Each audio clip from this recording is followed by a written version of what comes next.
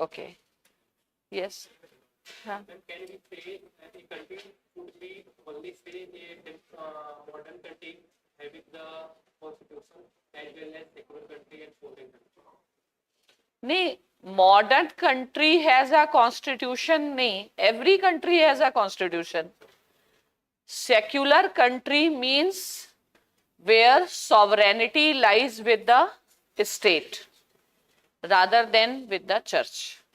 ठीक है, तो we have understood polity. It is about political system. Political system is about studying state. And which state are we studying? We are studying modern state.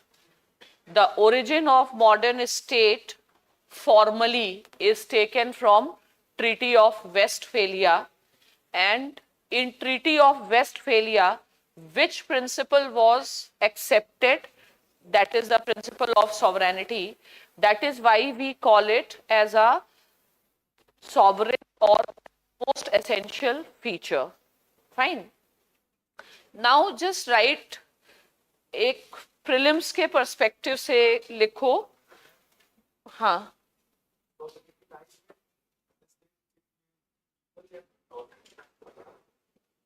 Sovereignty lies with the state है. ठीक है, अब state में लोग होते हैं और government instrumentality है, गवर्नमेंट के थ्रू काम किया जाता है. ठीक है, आप आगे आ जाओ, इतना पीछे क्यों बैठे हो. Yes, what is the question?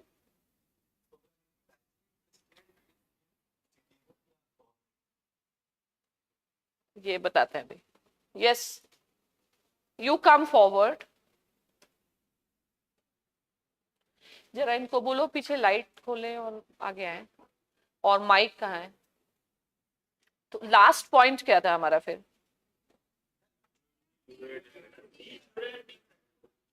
आपको समझ में आया डी जूरे डी फैक्टो? जब डी जूरे देखना है तो पर्सन को देखना है, और नॉमिनल एंड रियल वाले देखना है तो इंस्टीट्यूशन को देखना है. ठीक है, यस, कम फॉरवर्ड फर्स्ट.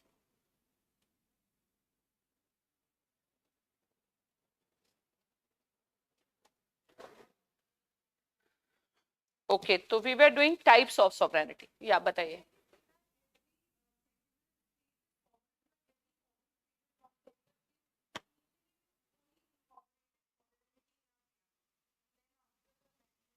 ठीक है, पहले बैठो, माइक के बिना नहीं होगा, इसलिए let the mic come, then I will handle this. इधर आगे आओ. तो इनका क्वेश्चन है कि सॉवरेनिटी किसके पास होती है? Sovereignty lies with state, sovereignty lies with the people. यहाँ माइक भी लेके आओ. ठीक है, उसके लिए आपको एक और कॉन्सेप्ट समझना पड़ेगा. तो टाइप्स ऑफ सॉवरेनिटी फिर पढ़ो, ऐसे एक फिर से लिखो, एक और टाइप्स.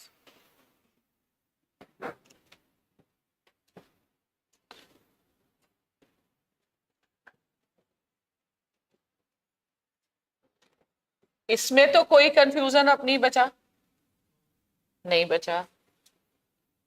ये वर्ड ही गलत है एक्चुअली, जो nominal sovereignty and real sovereignty, ये वर्ड ही गलत है, ये होना ही नहीं चाहिए. ठीक है, जीएससीएस की बुक्स में भले होता हो, पॉलिटिकल साइंस की बुक्स में नहीं होता है वर्ड, यही वर्ड होता है बस. ठीक है, अब लक्ष्मीकांत में ऐसा लिख दिया गया इसलिए कंफ्यूजन होने लगता है. तो नॉमिनल हेड है और रियल हेड है, सॉवरेनिटी की बात नहीं की जा रही वहां. ठीक है, तो अब इनका जो क्वेश्चन है, sovereignty lies with the people और with the government in a state. ठीक है, उसके लिए we will understand again a concept, types of sovereignties या theories, we can call it as theories of sovereignty. ठीक है, that sovereignty lie with state or people what. ठीक है, तो there are 3 theories of sovereignty.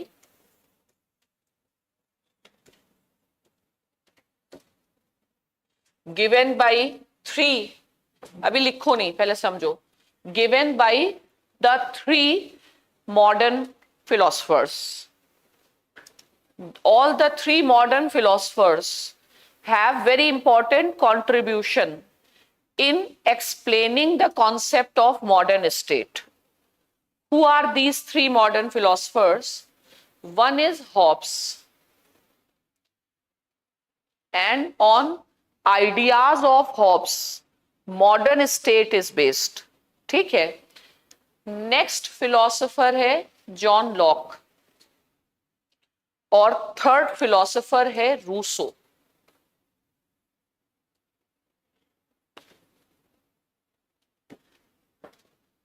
और modern state, it has also evolved, it has not remained static.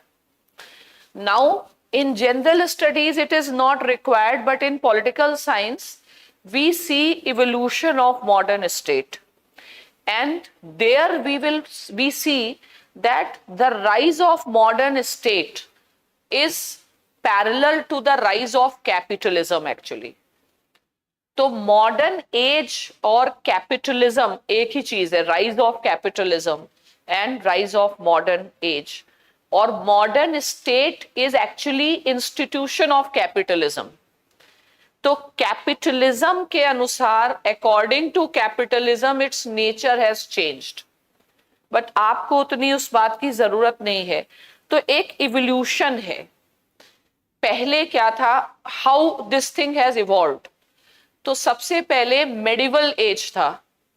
In medieval age there was a conflict between church and state, plus there was also conflict between kings and feudal lords. Okay, so in every age some coalition of powers are formed. So in modern age, capitalists and the kings combined, and church fathers and feudal lords combined, which you will study in world history. ठीक है. तो Hobbs है से first capitalist scholar. तो शुरुआत में capitalist needed strong kings to defeat feudal lords. तो that time they set sovereignty lie with the state, क्योंकि फ्यूडल लॉर्ड्स को सपोर्ट कर रहे थे चर्च. तो इन्होंने कह दिया sovereignty lies with the state, state as a institution. This sovereignty is called legal sovereignty. Prelims में ऐसे पूछा जा सकता है, ठीक है, कि what is legal sovereignty. Legal sovereignty lies with the state. Legal sovereignty means supreme power to make law lies with the state and not with the church. Is this point clear? Now Locke has given the concept of political sovereignty.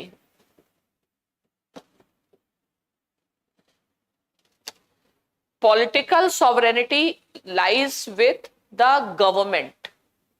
ठीक है, who actually exercises politics में, who actually exercises power. Politics is exercise of power.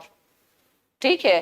तो sovereignty of state is exercised by whom? तो इन्होंने बताया political conception समझो, and sovereignty lie with government. Okay. Then came Rousseau, and people asked, the sovereignty which you have, what is the source of it? Is God the source? So in modern times, God is not given too much importance in modern societies. So they said people are the source. Now Rousseau is associated with concept of popular sovereignty. ठीक है, sovereignty lies with the people, but this happened gradually. Hobbes belonged to the time of Puritan revolution. Locke belonged to the time of glorious revolution. Rousseau is the father of French Revolution.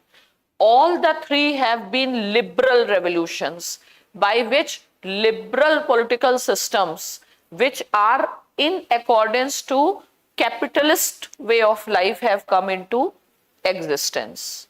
ठीक है, तो ये तीन concept हैं. आज broadly क्या माना जाता है? Broadly, most of the countries, they adhere to the concept of popular sovereignty. That sovereignty lies with the people.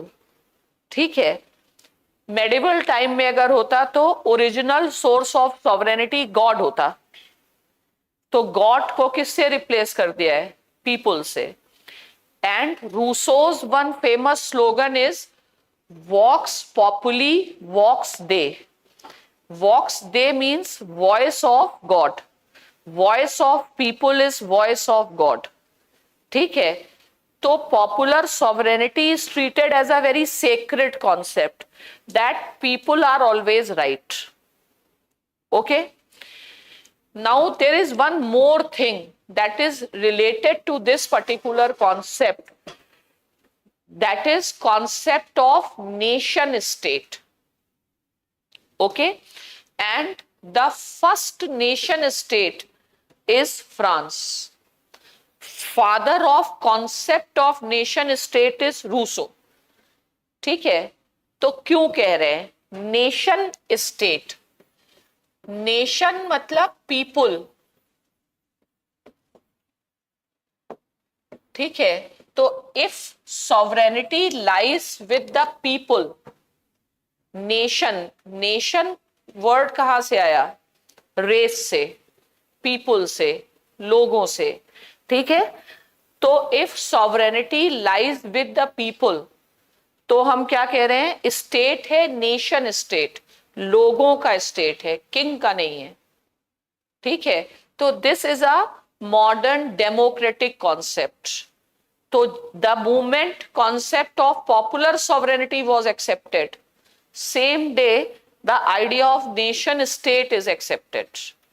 ठीक है, तो nation state का मतलब क्या? State means authority, nation means people, authority lying with the people, nation state.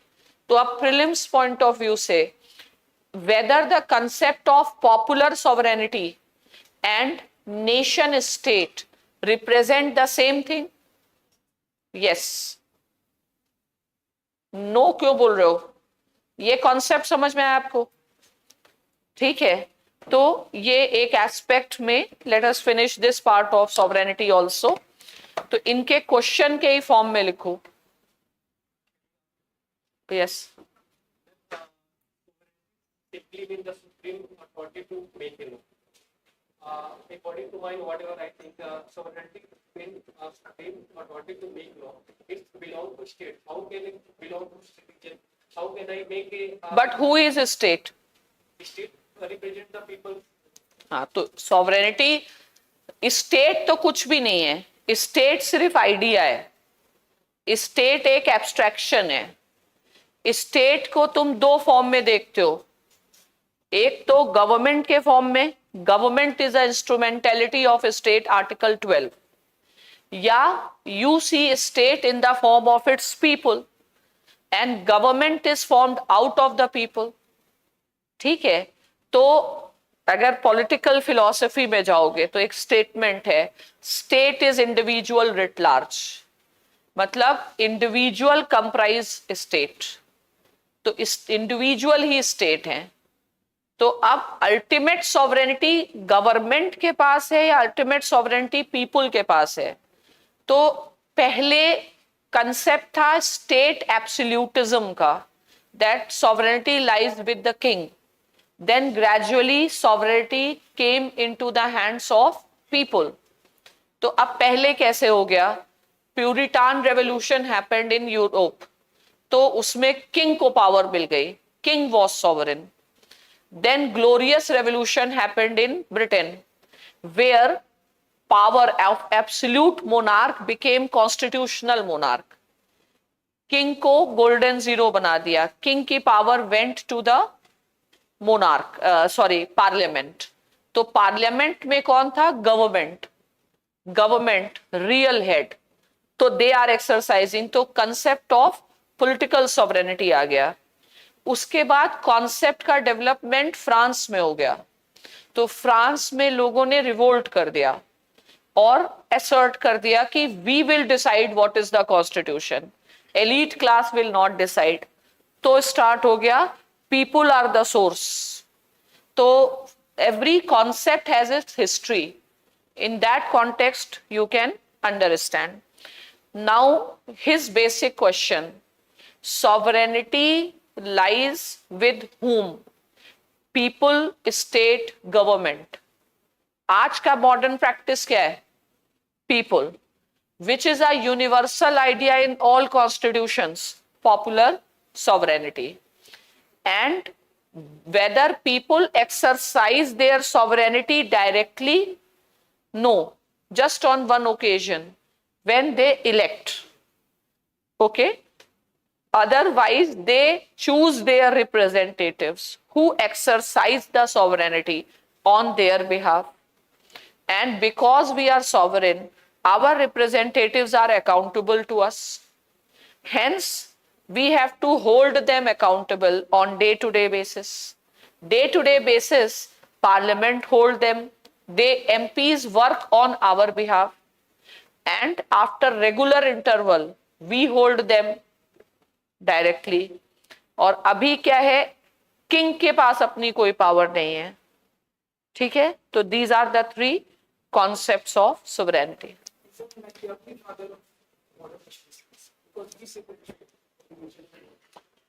नहीं, political science के concept बहुत ज्यादा नहीं, यहाँ पे आपको जीएस के लेवल पे ही समझिए। ठीक है? तो रूसो को कहा जाता है क्योंकि उसने पॉपुलर सॉवरेनिटी की बात की, मैकियावेली ने नहीं कहा popular sovereignty. In Machiavelli the concept of nation state emerges first. ठीक है, अब नेशन के भी बहुत कॉन्सेप्ट्स हैं, बट इन जनरल स्टडीज आपको सेंट्रल जनरल कॉन्सेप्ट के साथ काम करना है। ठीक है, तो अब हम इनका क्वेश्चन ही लिखते हैं। ऐसे क्वेश्चन लिखो, हु एक्सरसाइजेस सॉवरेनिटी?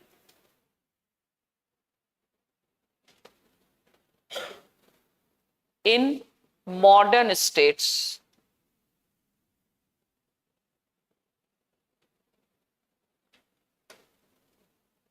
ठीक है, तो इसका सिंपल आंसर ये हो गया, at present, at present the general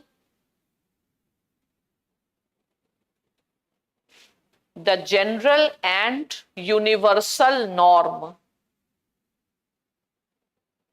norm है ये, मान्यता है, norm in most of the modern states.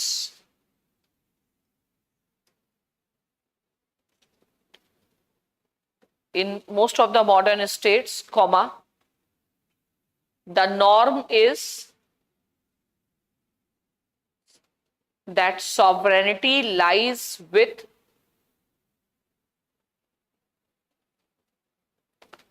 people.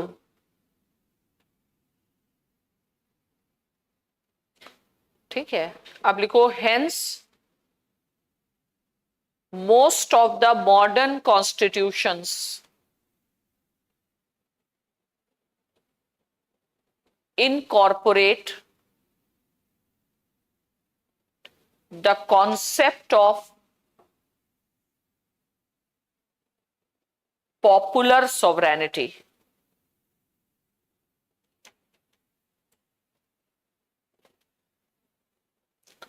Underline करो पॉपुलर सॉवरेनिटी और एरो करके लिखो, लिखो right, is associated with French philosopher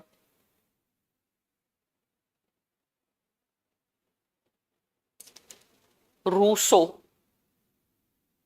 ROUSSO, SEAU, Rousseau. ठीक है,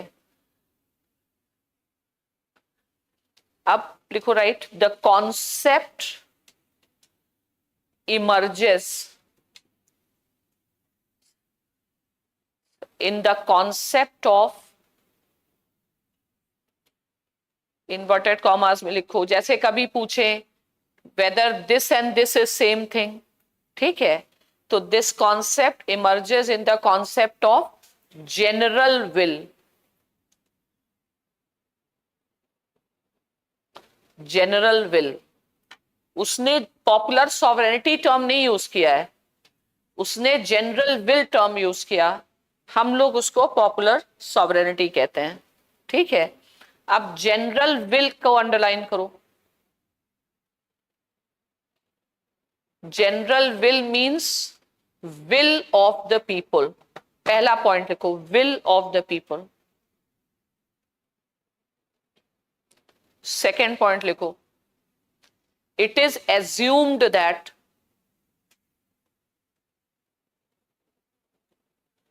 people are always right.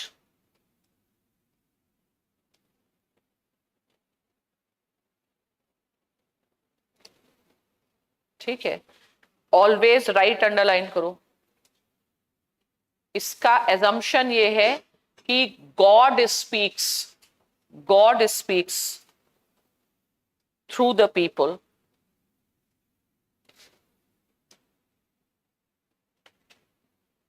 जनता की आवाज, ईश्वर की आवाज। ठीक है, पॉलिटिक्स के कुछ अपने प्रोवर्ब्स, नोशंस, इडियम्स होते हैं, तो ये इन्होंने बनाए। ठीक है, लिखो right, Rousseau gave the slogan, vox means voice, vox पॉपुली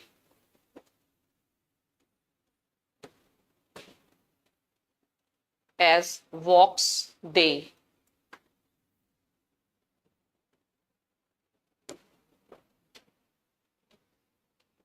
will of the people and is will of God।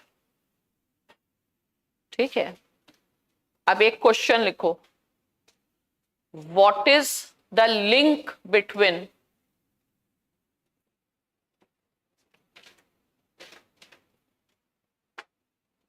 popular sovereignty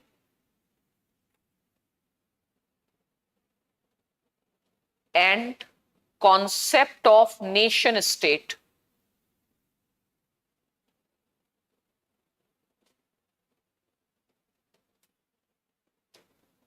कोई लिंक है? देखो right, the notion of popular sovereignty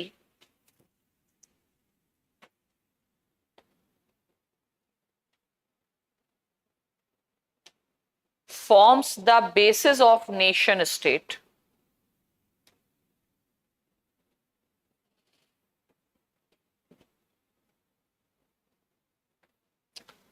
अब लिखो, France is first nation state.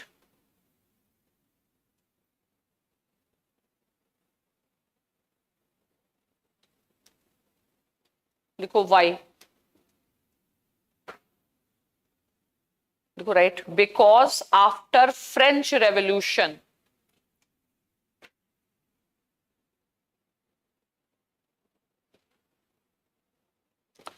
तो France क्या था? Monarchy. After that France became republic. ठीक है, तो after French revolution France became Republic.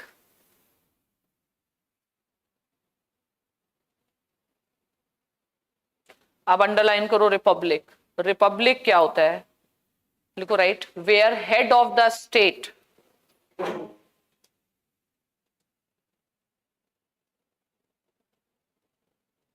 is representative of the people।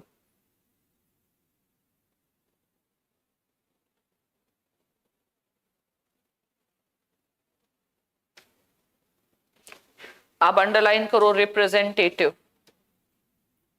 और एक क्वेश्चन लिखो, एरो करके लिखो। लिखो, whether representatives have original powers or delegated powers? Representatives की पावर खुद की होती है या ऑन बिहाफ होती है? On behalf. डेलीगेटेड, अंडरलाइन, या इसका आंसर क्या हो गया? Delegated powers. Who delegated power to whom? People delegated. Now tell me, people's power is original? Yes, the source of power is people and they have delegated their power. ठीक है, तो अब इसका रिलेशनशिप समझो, या इसका मतलब क्या हो गया? 10 legal sovereignty which establishes a state as supreme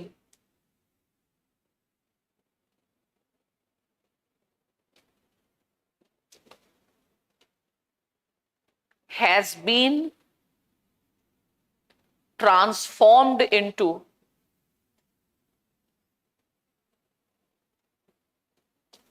popular sovereignty, where people are supreme.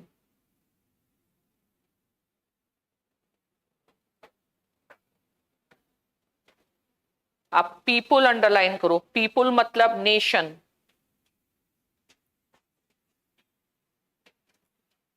ठीक है, अब लिखो सिंस नेशन इज सुप्रीम.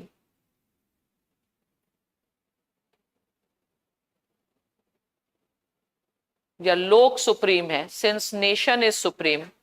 ठीक है, so it is called nation state.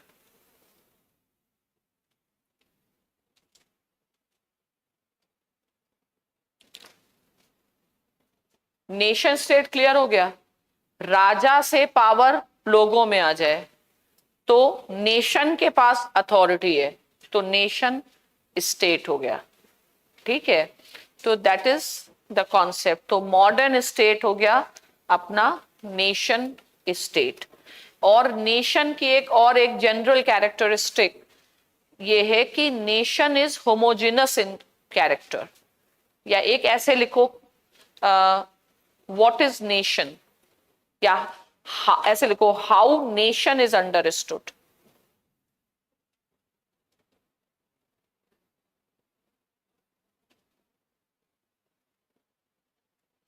तो all concepts that we use are Western in origin. So every concept has to be understood in context of European history. Fine. So without good understanding of history, it becomes difficult to associate these concepts. So you should have a historical understanding of how Europe has evolved, because all concepts, if you will not take history into consideration, you may not understand the concept properly. Fine. So nation state, what does that mean? We study, or the concept of nation state is actually European. Fine. And in Europe, nations have been homogeneous. Okay. And the basis of nationhood in Europe has been language. So Europe was a empire, and out of that empire nations were carved out. Fine. तो Europe में पहले ऐसे boundaries नहीं थी, ये carved. Europe को अगर समझना है एंड अंडरस्टैंडिंग ऑफ नेशन है, तो you can simply understand the formation of linguistic states in India.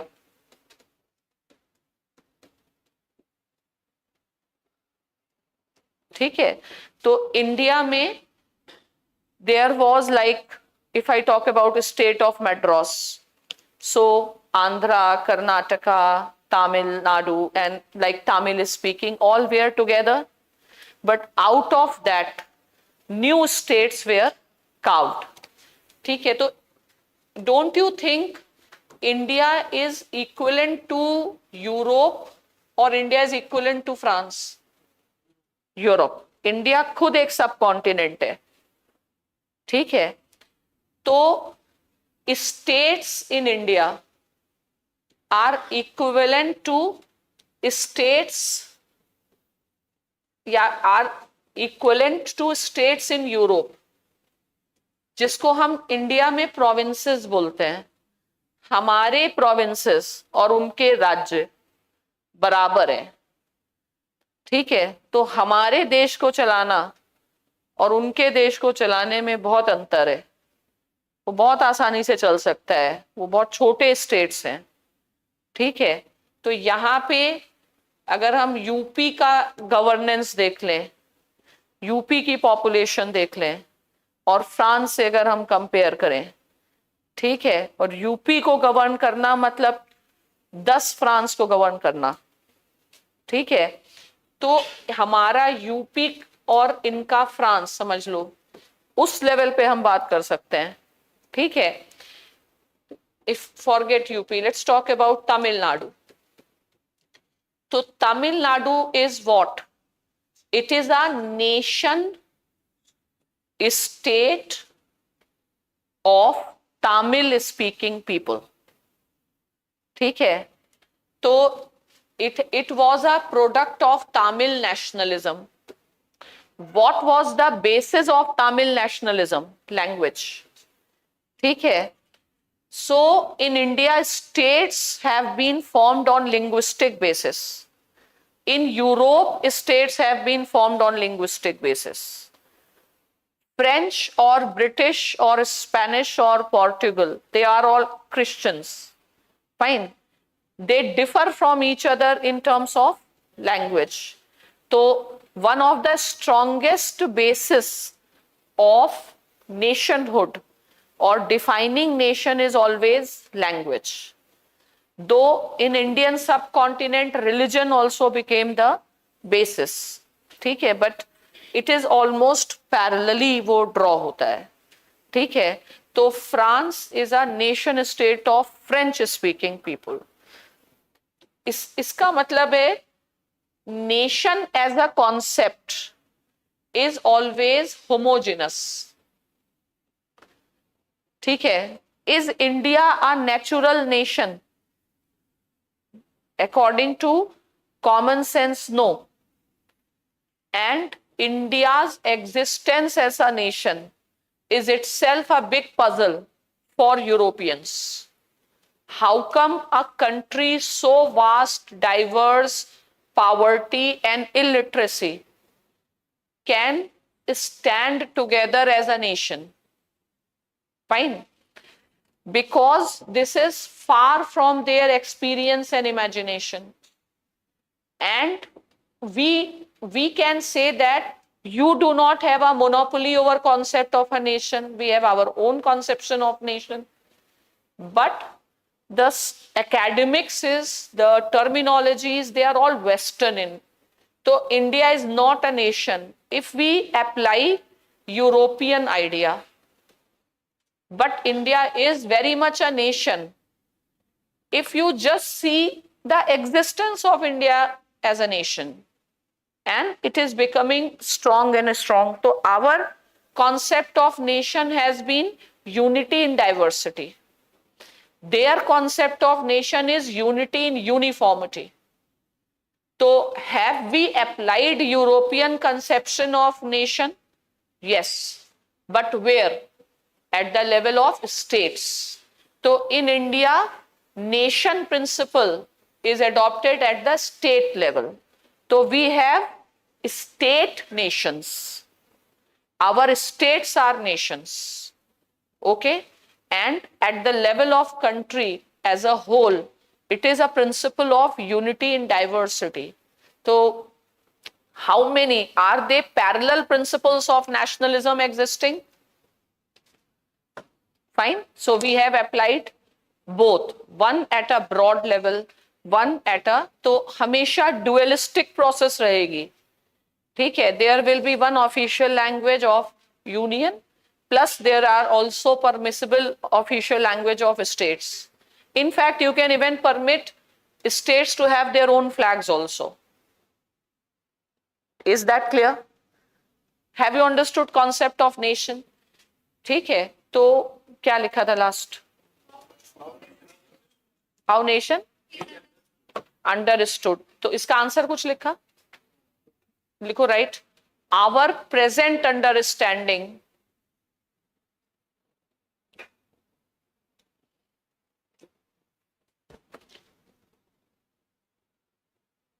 as widely accepted world over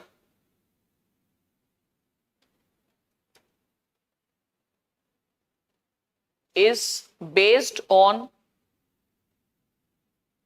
European history.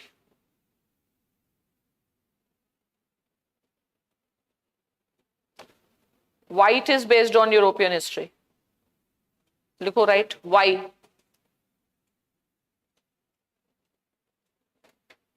लिखो राइट. Because of colonialism.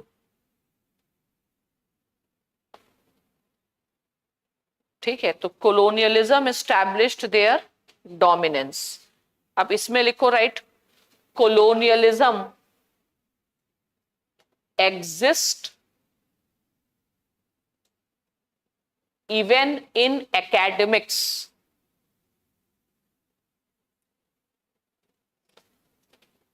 ठीक है, academics में अंडरलाइन करो कैसे. लिखो right. The terminologies are western.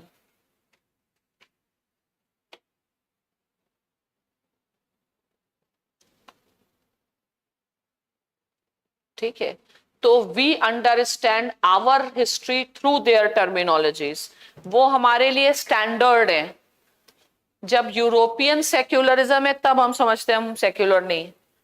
हमारी अपनी डेफिनेशन नहीं है कोई. ठीक है, तो इन पॉलिटिकल फिलॉसफी लेटर ऑन आप पढ़ेंगे, एक कॉन्सेप्ट ऑफ आइडेंटिटी फॉर्मेशन होता है. ठीक है, तो आइडेंटिटी मतलब होता है सेल्फ वर्सेस अदर. तो जैसे identity of women, what is women, how you define women, who is not main. ठीक है, तो who is a master, who is not slave. तो मास्टर कौन थे? यूरोपियंस. हम लोग कौन थे? स्लेव. और जो डिफाइन करता है वो हमेशा अपने को बेटर बनाता है. ठीक है, तो Europeans are the masters, they are civilised, और हम लोग कौन है? अनसिविलाइज्ड. तो हमारी लैंग्वेज, हमारे आइडियाज, हमारी फीलिंग, हमारा एक्सपीरियंस वो मैटर नहीं करता. हम कितना भी चिल्ला लें इंटरनेशनल में कि वी आर सेक्युलर, तो रिकॉग्निशन नहीं है. किसी भी स्कूल में हमारी डेफिनेशन से नहीं पढ़ाया जाएगा. ठीक है, हमारे terminologies get accepted. For that we have to establish our dominance globally. तो समझने में प्रॉब्लम क्यों होती है? क्योंकि यूरोपियन कॉन्सेप्ट है, we are trying to fit in Indian scenario. ठीक है, तो they are European in origin. तो अब what is European concept of nation? ऐसे देखो, what is European concept of nation?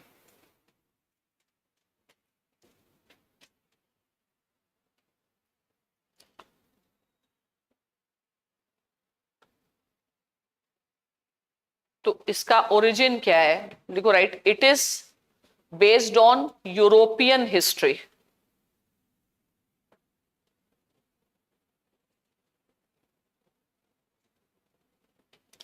अब यूरोपियन हिस्ट्री में क्या हुआ है? लिखो, breakdown of empire into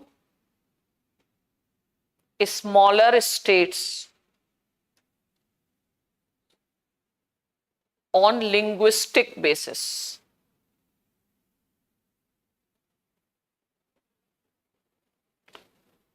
Thus creating a smaller homogeneous entities. ठीक है, तो इसका मतलब है नॉर्मली स्टेट्स, ऐसे लिखो, नॉर्मली स्टेट्स आर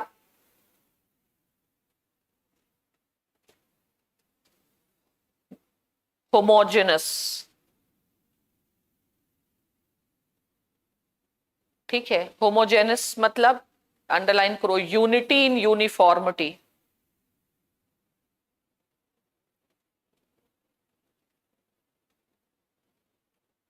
ठीक है, अब लिखो application of concept in India.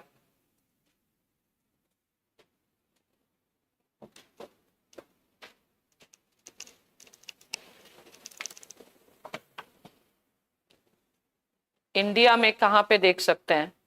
ठीक है, तो लिखो right, we can see the application of concept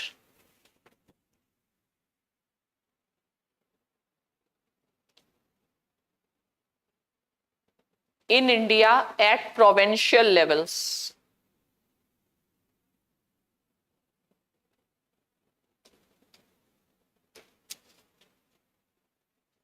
Provincial levels underline करो,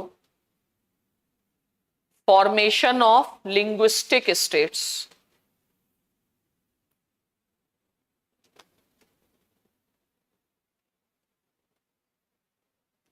ठीक है, अंडरलाइन करो लिंग्विस्टिक स्टेट्स, लिखो right, hence you don't have to remember the name of a scholar, लेकिन उनके रेफरेंस से है, इसलिए बस आप लिख लीजिए।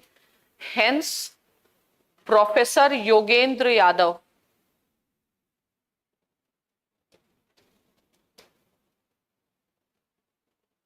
gave the concept of state nation in Indian context. Gave the concept of state nation. Her state एक नेशन है, ठीक है, इसीलिए रीजनल मूवमेंट्स जो इंडिया में हैं, they are often treated as sub national movements. ठीक है, there are many states in India which have a very strong chance to be recognized as a separate state if you go by international law. Fine. So one is Tamil Nadu. Tamil Nadu can very easily be a separate state. You will always be very much concerned about nationalism in Tamil Nadu. Fine. Because first of all it is separated, it can be, and it is very very like more or less homogeneous in that sense, and linguistic nationalism and nationalism is very emotional there, so it is always has to be in radar. Fine. Then obviously you always talk about Punjab. Fine. In fact, Jammu Kashmir altogether may not be homogeneous, because Jammu is Hindu dominated area, then there are some Shia dominated, then Buddhist region, so more problematic nationalism can emerge actually from Tamil Nadu. And the first, after independence, first strongest nationalistic reactions came from there, that you will study in post independence India. ठीक है, so at state level we have adopted Western principle, but as a country as a whole we have adopted our own principle. ठीक है, तो second लिखो right, India adopted its own principle based on its culture.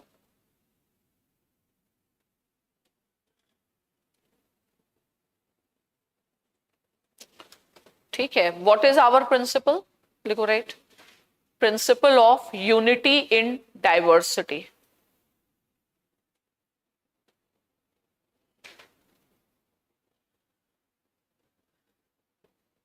Unity in diversity is based on which principle of Indian tradition? Vasudhaiv Kutumbakam, cosmopolitanism. ठीक है, unity in diversity, in English you can call it as कॉस्मोपॉलिटिज्म.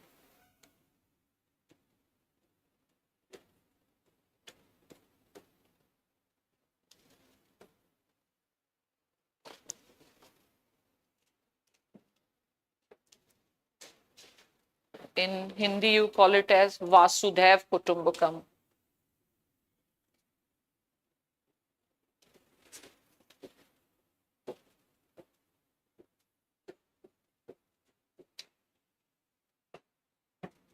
ठीक है. What is Kutumb? Kutumb word you know?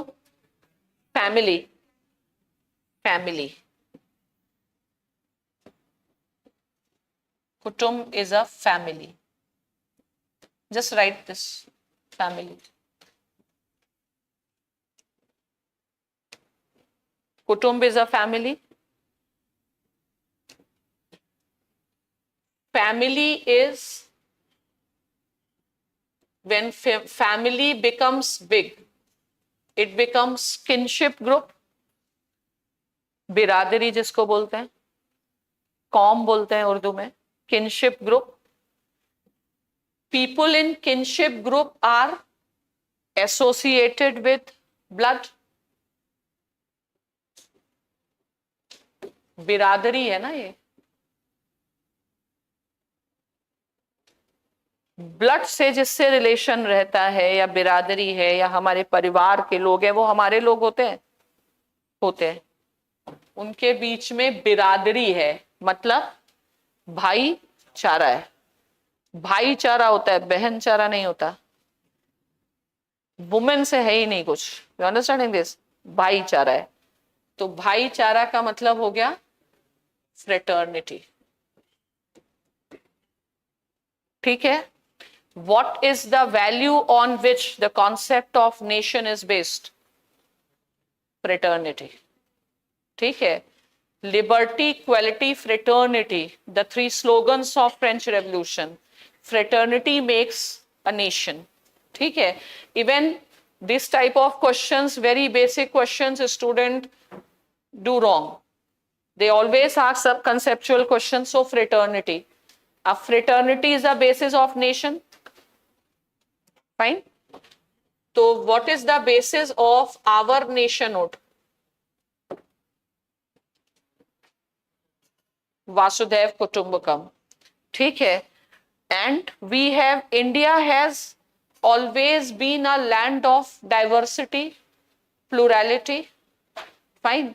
So we have never established any specific church, any specific book. Fine. So plurality, diversity has always been our basis. So we can establish family on the basis of plurality also. Have you understood this? अपनी list में question लिखो.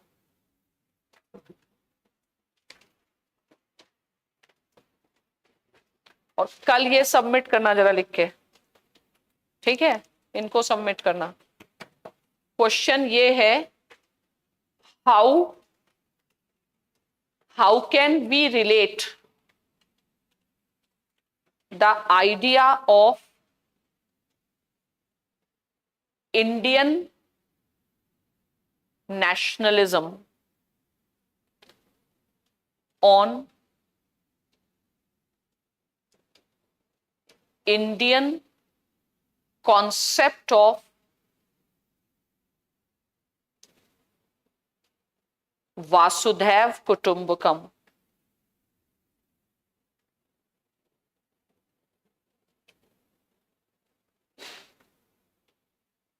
ठीक है.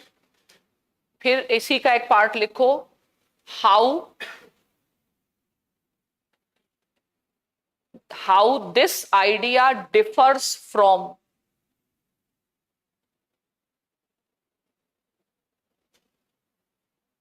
the European idea of nationalism.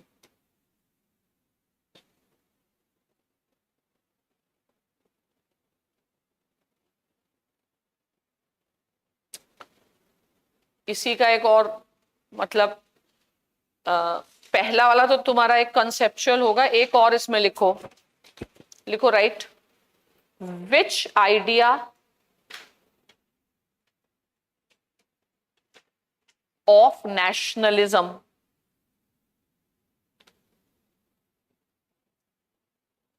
appears to be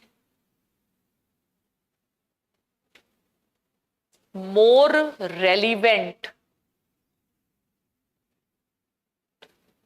in our times.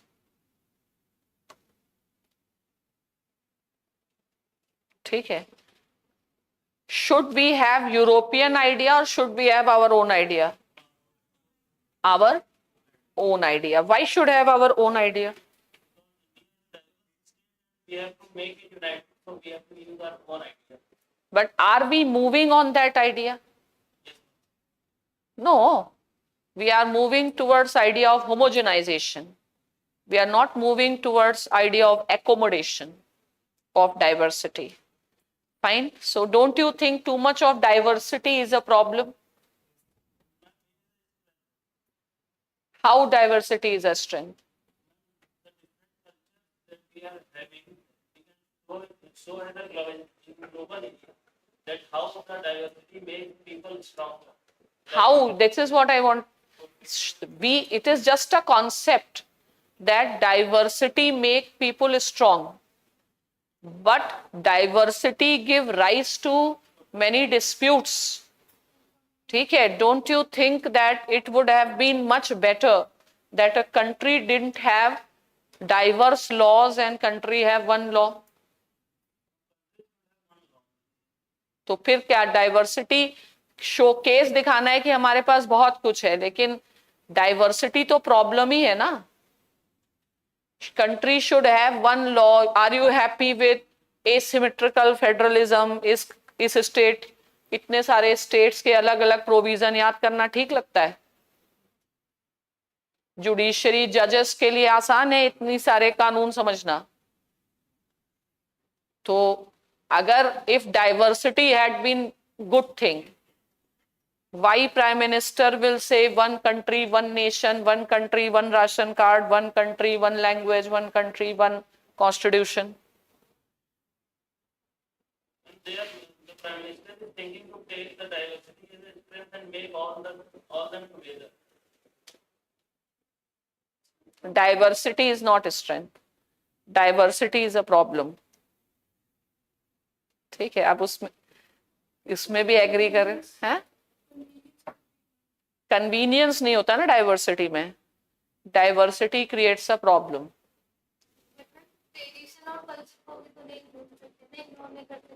तो क्या है आपका tradition? आपका ट्रेडिशन, मान लीजिए आप हिंदू हैं, तो आपका ट्रेडिशन ईद बकरीद मनाना रहा है? तो किस ट्रेडिशन की बात कर रहे हैं आप? कभी ट्रेडिशन फॉलो किया है किसी और का कि सिर्फ बातें हैं ये? Modern state should be secular, and that's why Should be secular. तो should be secular means it should not be governed by religion. It should be governed by reason. Forget secular. I am asking, diversity is a problem or not? How can you say diversity is not a problem? या तो arguments लेके आओ 5 जिसमें diversity argument problem ना हो. ठीक है, इसके बारे में भी आप एक होमवर्क भी करें. ठीक है, पहला होमवर्क तो करें कि give 5 arguments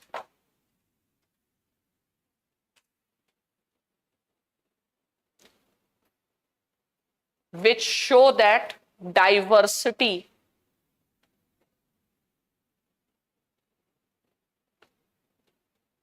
makes a strong nation.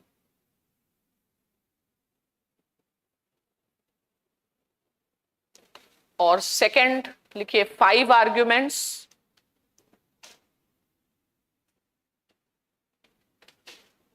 which establish that diversity is a problem in establishing solidarity.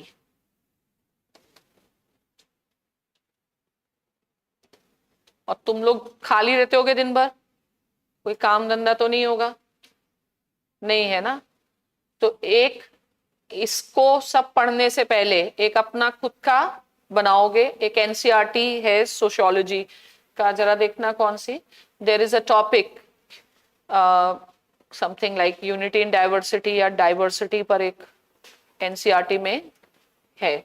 Saurabh देखना सोशियोलॉजी की एनसीईआरटी में कौन से में you read that topic of unity in diversity in India. ठीक है, तो 5 जैसे हमें पता है, you know and you feel you are a good person, ठीक है, और आपको लग रहा है डाइवर्सिटी होना है, लेकिन वो फोर्स नहीं आ रहा आपकी बात में, you anyone can make you confuse very easily. ठीक है, तो you should have a very strong ideas supported with the argument which ever side you go. ठीक है, so when you speak that confidence should be reflected, और उससे सोचो। ठीक है, मतलब diversity is also good and diversity is bad, anything is good and bad, every coin has 2 sides. ठीक है, तो you can't be just talking of one side. तो आर्ग्यूमेंट्स करना और आर्ग्यूमेंट्स को बता पाना, उसके लिए पढ़ना पड़ता है थोड़ा सा। ठीक है, तो इसीलिए थोड़ा एनसीईआरटी में डाइवर्सिटी पढ़ो और फिर हम लोग उसको बात करेंगे। ठीक है, तो anyway what is the last point we were discussing? Fraternity. तो हमने नेशन के लेवल पर ये कॉन्सेप्ट एडॉप्ट किया है, और आपके दिमाग नहीं घूम रहा है कि नेशन एक होमोजेनस है, तो ऐसे नेशन कैसे बन सकता है? ठीक है, तो उसके लिए थोड़ा दिमाग लगाएं और फिर बताएं। कुछ लग रहा है कि गड़बड़ हुआ है अपने देश में? ये नेशन का concept, what is a nation? Homogenised concept. Can the idea of diversity accommodate the idea of nationalism? No. और हम लोग कौन है? हम लोग तो चलते फिरते उदाहरण है, हम लोग नेशन नहीं है। तो डाइवर्सिटी एकोमोडेट करके सरवाइव कर रहे कि नहीं कर रहे? तुम लोग अपनी बात पे टिके नहीं रहते। ठीक है, पहले सोचो, सोच के, मिलजुल के, सोच के, समझ के फिर बताना क्या was this a wrong approach or right approach, or is it possible? ठीक है, then I will tell you how you should think about something. ठीक है, वर्ड्स के मीनिंग्स अपने आप बहुत डायमेंशंस में होते हैं, I will tell that.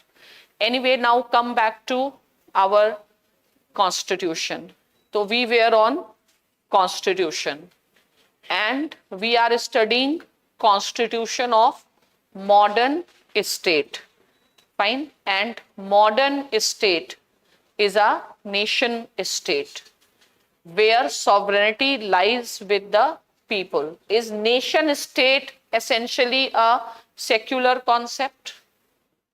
Yes, because you are shifting the power from to nation state, modern state, secularization, all this is Western concept. Now let us understand what is the importance of constitution. Let us understand constitution more. Fine. So what is its importance, or can a country exist without a constitution, types of constitutions, etc. So let us deep dive in the concepts associated with constitution. ठीक है, तो फिर से एक ऐसे concept लिखो, ऐसे लिखो फिर से, व्हाट इज कॉन्स्टिट्यूशन। हाँ, नहीं, एक चीज और रह गई, एक प्रीलिम्स के लिए लिखो, Monty video convention 1933।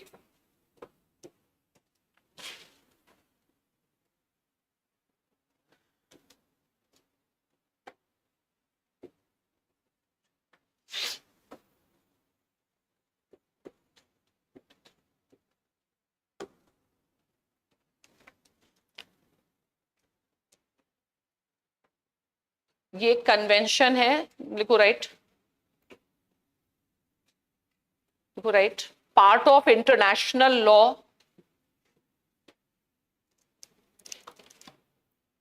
defining the basis of statehood.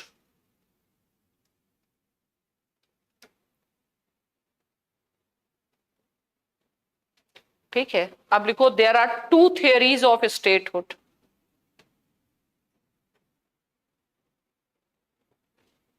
Saurabh ईयर एक बार देख लो. ठीक है, so there are two theories of statehood. First लिखो constitutive theory.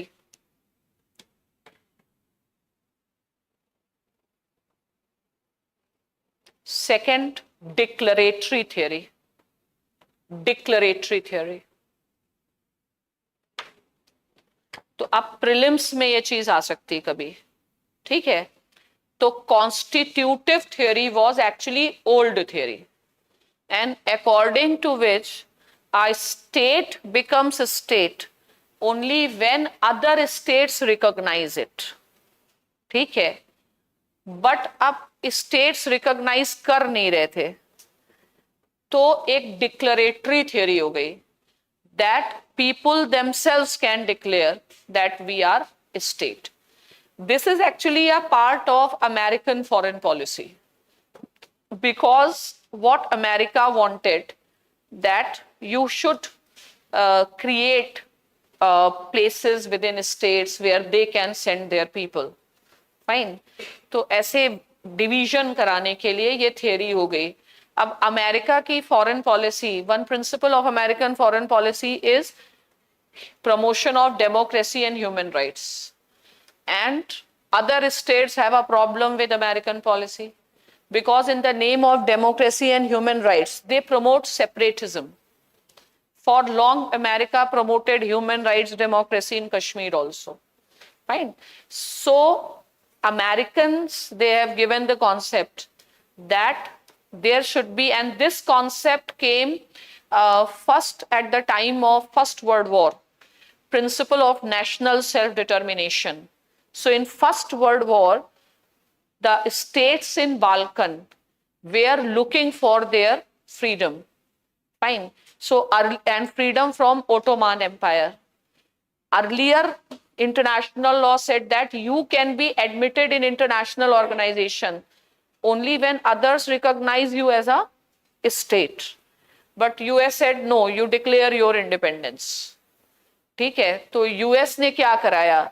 US unilaterally in Kosovo, which was part of Serbia, US said these people have declared their independence and they are an independent state.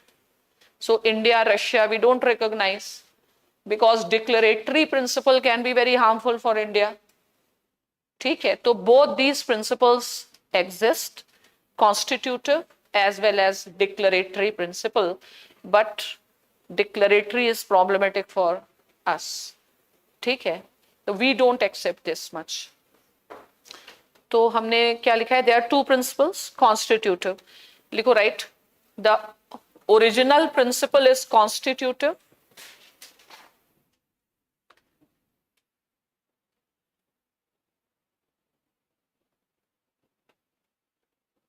where recognition by international community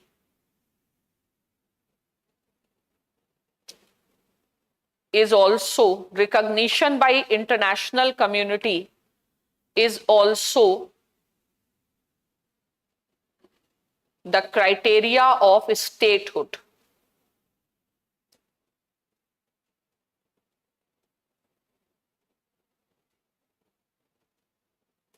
ठीक है, अब next लिखो right, however, to carry forward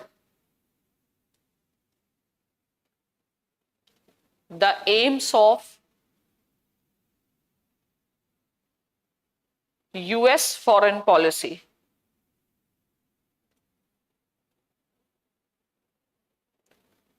in Montevideo Convention,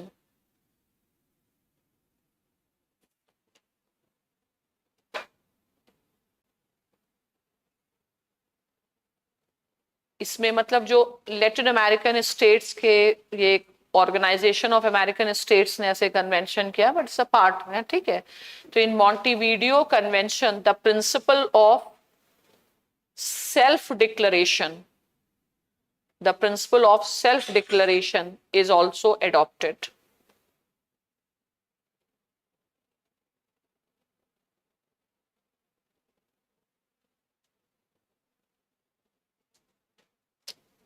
ठीक है। Which is more prominent, strong, constitutive? ठीक है। Otherwise, like Palestine, number of times they have declared themselves, but they are not treated in that way. तो ये तो conflictual है, it is very subjective. Different states in different context use these principles. But in India's interest, again, it has to be recognized in international community. तो just take Montevideo Convention and declarative theory पता होना चाहिए, ठीक है। तो जो डिक्लरेटिव theory है वो भी एक चीज, डिक्लरेशन में अंडरलाइन करके एक चीज और लिखो, it comes from Woodrow Wilson's principle of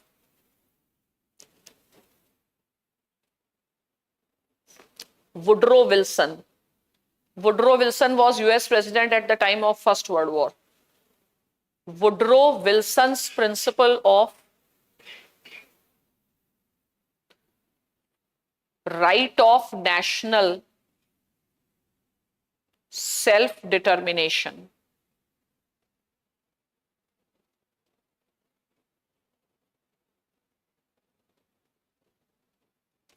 कोई नेशन है यानी कोई होमोजेनस सेट ऑफ पीपुल हैं, वो अपने आप को खुद एक स्टेट साबित कर दें, ठीक है। तो नेशनल सेल्फ डिटर्मिनेशन, जैसे कि कश्मीर का मूवमेंट है, ठीक है, तो उसमें हमेशा ये भी स्कोप रहता है, जैसे कोसोवो है, तो कश्मीर में जो कश्मीरीज हैं, मतलब ठीक है एक नेशन है वो, they declare their self independence, तो Kashmir can become a separate state. तो हमेशा सेल्फ डिटर्मिनेशन मूवमेंट रहा कश्मीर में, जिसको कहते हैं आजादी movement, and they try to establish that Kashmir is a independent, Kashmir has a capacity to become an independent state. So independent state and an exclusive nation of Kashmiris. So whenever you will go for making statehood, the first alarm bell is always when some sort of ethnic cleansing starts. Fine, be it starts in Nagaland, it starts in Punjab. During Khalistan movement also, lot of ethnic cleansing had happened. Fine. So idea is you are trying to make it more and more homogeneous. Earlier, government of India opposed the creation of Punjab on that basis that it will strengthen the demand for a separate statehood and independence later on, considering it will emerge as exclusive. So whenever you will do reorganization, you will create something that problem should not completely be resolved. Fine. So there are still, these are like Chandigarh issue. Purposefully, you will not solve all the problems. Because once all problems are solved, a clear case of a independence gets strengthened. तो अब जैसे Punjab and Haryana, the problem of Abohar, Fazilka and other towns are there. तो ऐसा थोड़ी था कि जो those who were doing the reorganisation they didn't know, ठीक है, उनको ऐसा थोड़ी नहीं था कि उनको चंडीगढ़ किसका है पता नहीं है। चंडीगढ़ तो है ही पंजाब का, लेकिन देना नहीं है, ठीक है। तो हमेशा ये सब घुमा के रखना है।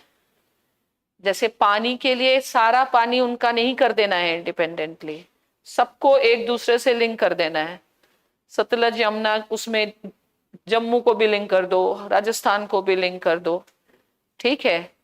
तो यूनिटी इन डाइवर्सिटी ऐसे एडमिनिस्ट्रेटिवली कह सकते हो फंसा के बनाई जाती है, ठीक है। तो इसीलिए तुम्हें इतना कोई ऐसा थोड़ी है, जैसे अब वो लोग कह रहे हैं ना greater Nagaland, purposefully you have not included those territories.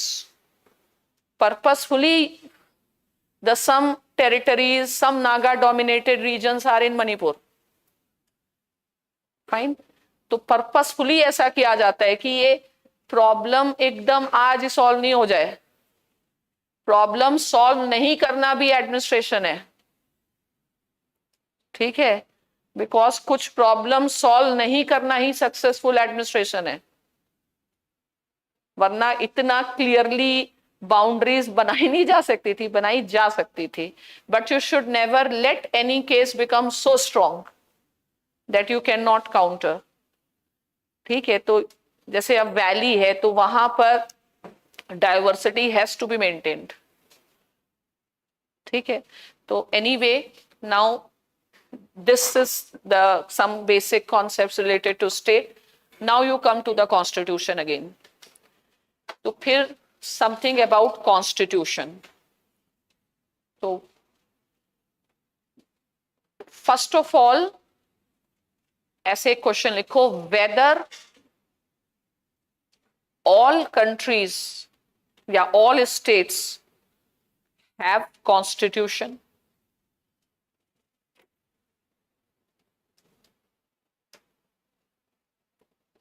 ठीक है, इसी का एक एसोसिएटेड क्वेश्चन लिखो, can any state exist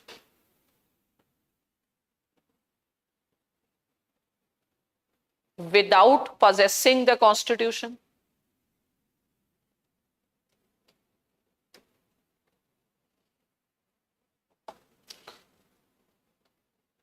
second पर क्या विचार आपका? नो, ठीक है।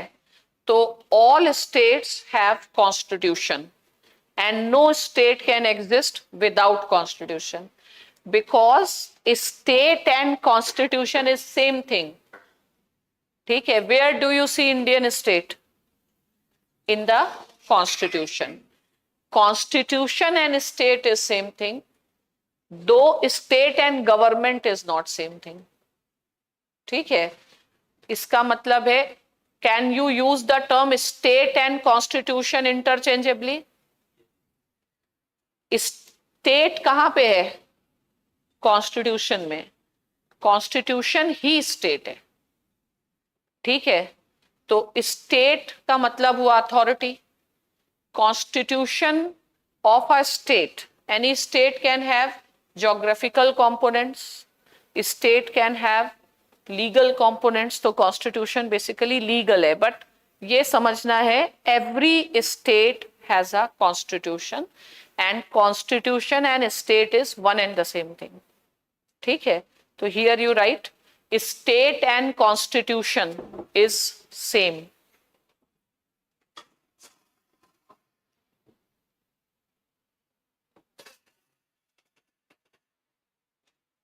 You can say Indian state, you can call say Indian constitution, ठीक है।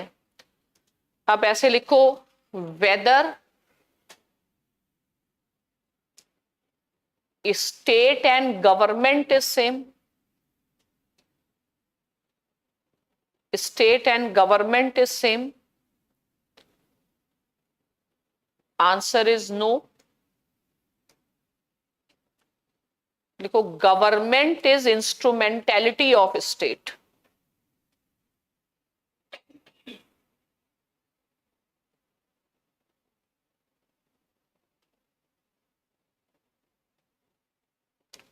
फिर ऐसे लिखो, state is an idea.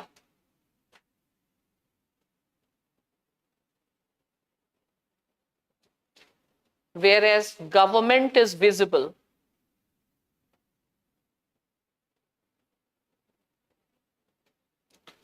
Government is visible, दिखती है। तो कोई भी जो केस होता है, ठीक है, this person versus government of India आता है या इंडियन स्टेट कोई केस होता है? नहीं, स्टेट थोड़ी कुछ करती है।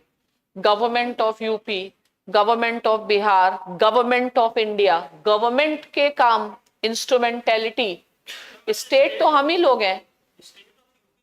स्टेट ऑफ यूपी तो प्रोविंस है ना, स्टेट ऑफ यूपी का मतलब हम गवर्नमेंट की बात कर रहे हैं, ठीक है। तो government of India, state of India तो नहीं यूज करते ना। तो स्टेट तो माइंड में है और गवर्नमेंट उसका मैनिफेस्टेड फॉर्म है, और उसका जो काम करते हैं, जैसे आर्टिकल 12 स्टेट दिया है और स्टेट की डेफिनेशन दी है, या मतलब किसको किसको स्टेट मानेंगे। If union government violates fundamental rights, ठीक है, तो स्टेट नहीं वायलेट करेगी, लेकिन state becomes visible in the form of government. तो गवर्नमेंट इंस्ट्रूमेंटैलिटी है, और most of the time we tend to relate government and state, but try to differentiate also. तो government is a instrumentality of the state. अब next एक question लिखो,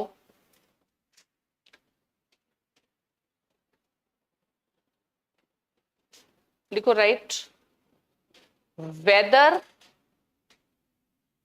it makes sense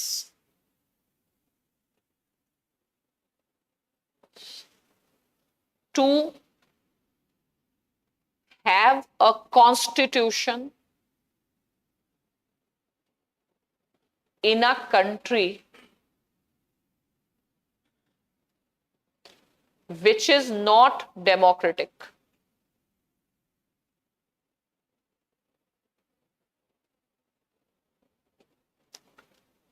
ठीक है, तो इसका आंसर है नो। लिखो राइट, नो। ऑटोक्रेटिक कंट्रीज, लिखो autocratic countries need not possess constitution.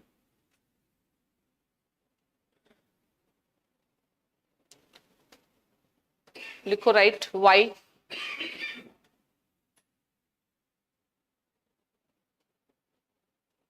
लिखो right, because constitution has no purpose in these countries.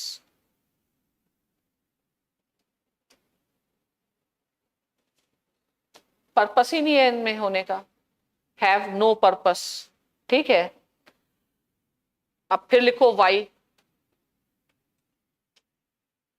या एक चीज लिखो, what is the purpose of a constitution.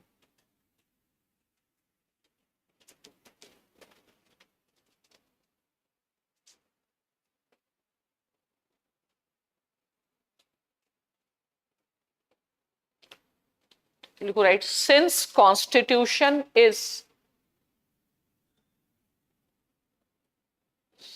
The fundamental law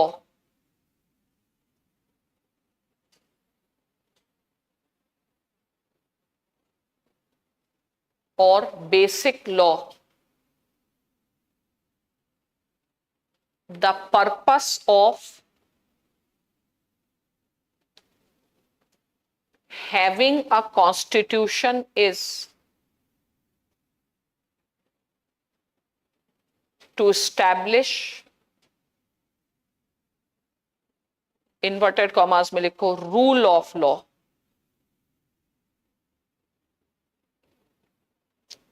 ठीक है, अब ऐसे लिखो, what is rule of law.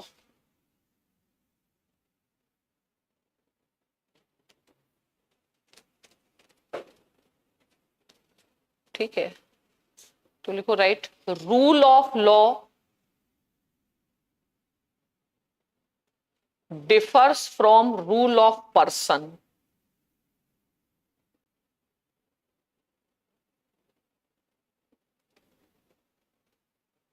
कानून का शासन की व्यक्ति का शासन, rule of person. Rule of person underline करो. It is called autocracy. China क्या है? ऑटोक्रेसी है. एग्जाम्पल लिखो चाइना. ऐसे शौकिया कॉन्स्टिट्यूशन रख लिया उन्होंने, सब ऑटोक्रेसी है. कॉन्स्टिट्यूशन शौकिया है, ठीक है. बाकी तो जो शी जिनपिंग कहेंगे वो होता है, वो सुप्रीम लीडर है वहां पे, ठीक है. तो चाइना क्या है? ऑटोक्रेसी है. चाइना, सऊदी मुनार्की उनार्की सब ऑटोक्रेसी है. रूल ऑफ लॉ तो है ही नहीं वहां, तो रूल ऑफ रिलीजन है, ठीक है. तो अब ये ऑटोक्रेसी हो गई. तो रूल ऑफ लॉ का मतलब हो गया डेमोक्रेसी. अंडरलाइन करो rule of law. Rule of law means democracy.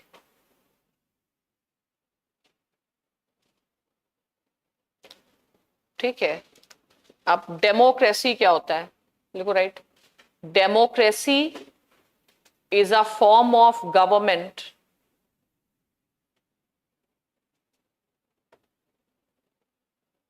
where power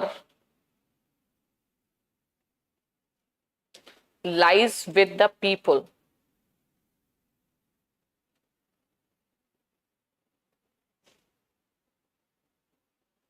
अब अंडरलाइन करो power lies with the people. लिखो right. If power lies with the people,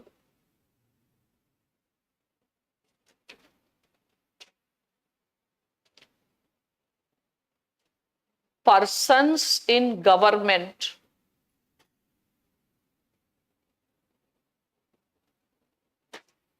cannot act according to their free will. अपनी इच्छा से तो नहीं कर सकते काम. They cannot act according to their free will. ठीक है. इसका मतलब क्या है? एरो करके लिखो. It means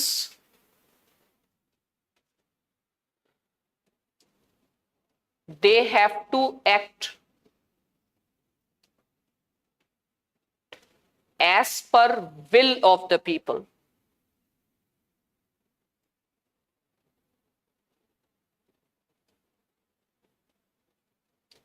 अब अंडरलाइन करो विल ऑफ द पीपल. अब बताओ where will of people is inscribed? Constitution. ऐसे लिखो क्वेश्चन. देखो where will of people is inscribed.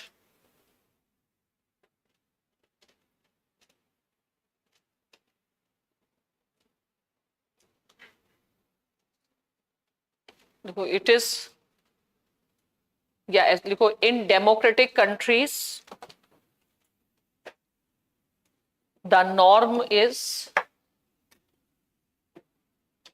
that will of the people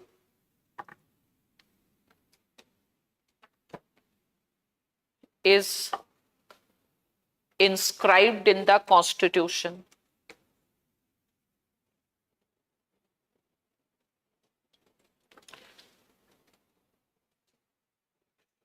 ठीक है. तो लिखो right. therefore in democratic countries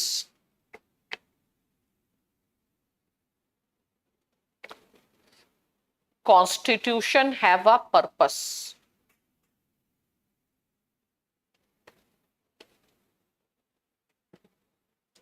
underline करो purpose. What is the purpose? Prelims के लिए मेन पर्पस. अब कई दिए होंगे, ठीक है. To serve the people, to ensure good governance, ऐसे कंफ्यूजिंग होंगे which you will find correct, but main नहीं छोड़ना है. तो real purpose of a constitution is to limit the powers of government. Real purpose is to limit the powers of government.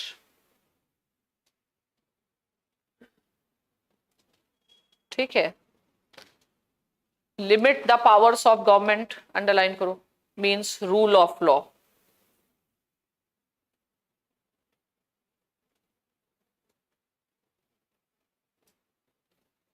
अब एक question लिखो, लिखो select the correct option.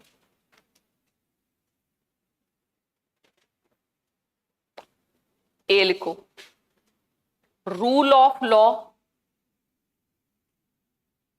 And democracy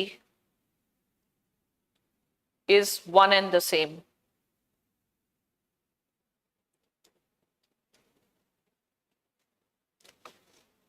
next, पहला option A, rule of law and democracy is one and the same. Next, the purpose of constitutions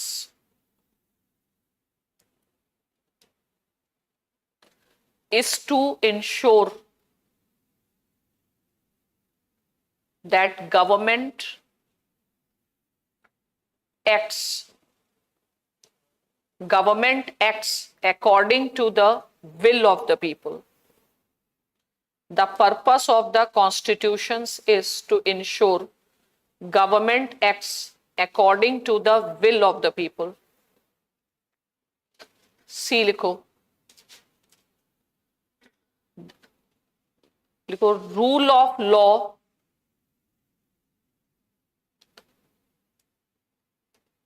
exist in any country with written constitution.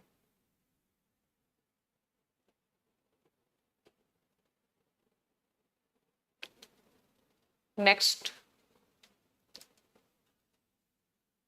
rule of law implies constitutionalism.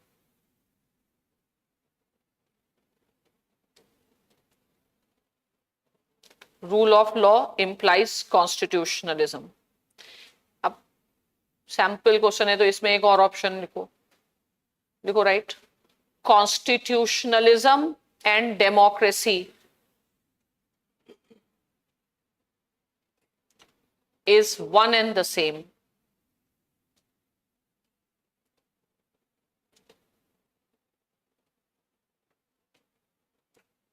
एक और option लिखो, देखो country में have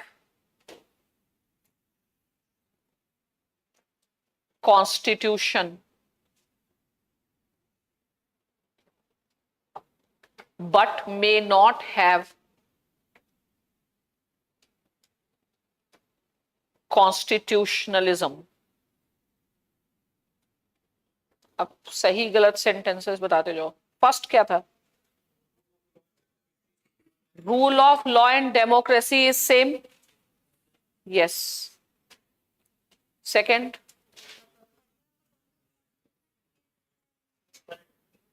the purpose of the constitution is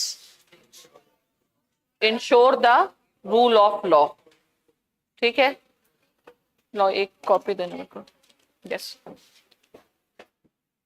the purpose of constitution is to ensure that government acts according to the will of the people. yes, rule of law exists in any country with the written constitution? no. जैसे China का हम example दे सकते हैं। Rule of law, एक और option बना लो, जी बना लो, लिखो रिटन कॉन्स्टिट्यूशन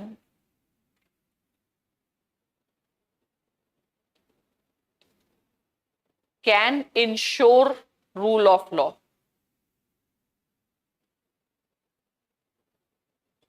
इस पे आते हैं। तो rule of law implies constitutionalism, constitutionalism and democracy is one and the same? yes. country may have constitution but may not have constitutionalism? yes. constitution follow नहीं कर हो सकता है ना। और लास्ट वाला एक मैंने कुछ बताया था, written constitution ensures rule of law? no. written constitution ensures rule of law? no. ठीक है, इसका मतलब है rule of law means like you should also have institutions that ensure that people in the power which remain committed to the constitution. ठीक है, तो does it make sense to have a constitution in a country without democracy? No, it is only ornamental value.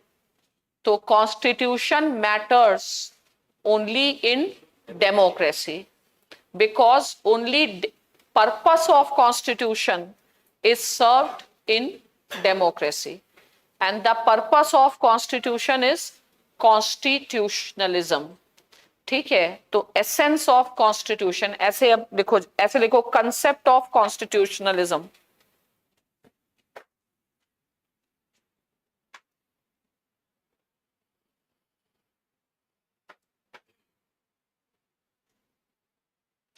Essence of constitutionalism क्या है? Sorry, essence of constitutionalism is limited government.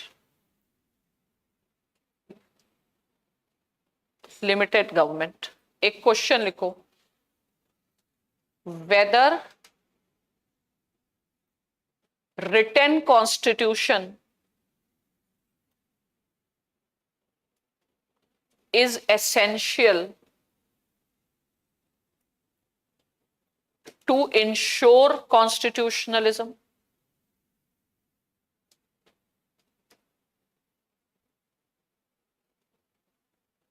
इसको एक दूसरे ढंग से लिखते हैं, can constitutionalism exist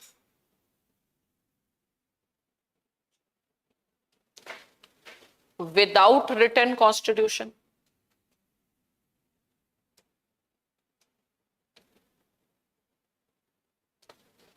Can constitutionalism exist without constitution, written constitution? Yes. लिखो yes. For example, Britain.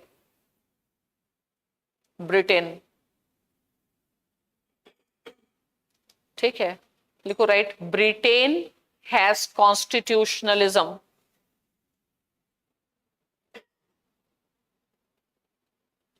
Even without written constitution.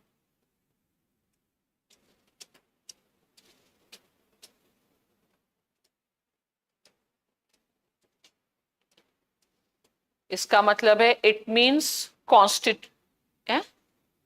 इसका मतलब एक लिखो, it means constitutionalism requires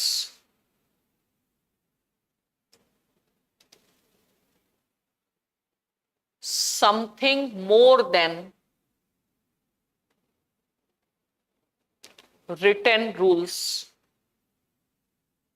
Something more, कुछ और चाहिए, more than written rules. ठीक है, what is that? लिखो, conventions नहीं, लिखो what is that something? क्या चाहिए?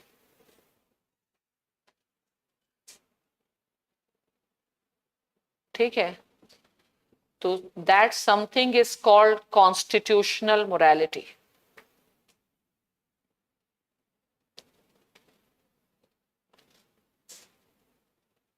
कानून के साथ नैतिकता. रिटन कॉन्स्टिट्यूशन हो लेकिन मॉरलिटी नहीं है तो आप फॉलो नहीं करेंगे. तो even if you have constitutional morality, you don't require constitution. कुछ आ रहा है समझ में? एक लाइन और लिखो फिर समझाते हैं. It means even if we have constitutional morality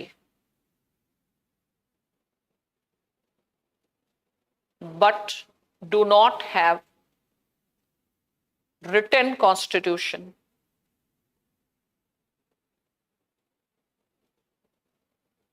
constitutionalism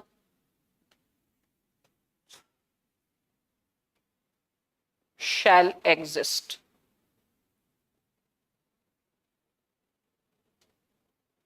ठीक है, अब क्वेश्चन ये है, व्हाट इज कॉन्स्टिट्यूशनल मोरालिटी? लिखो. what is constitutional morality?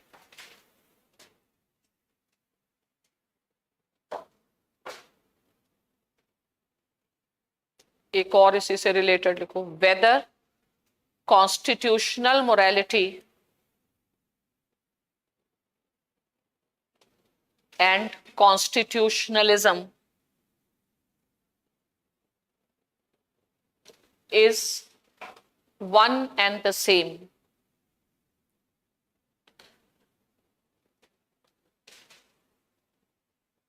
इसका तो आंसर लिख लो यस. ठीक है, इज्म मतलब आइडियोलॉजी या वैल्यू सिस्टम होता है, तो constitutional morality and constitution is one and the same. पीछे की लिस्ट में एक क्वेश्चन लिखो. फोन देना करो.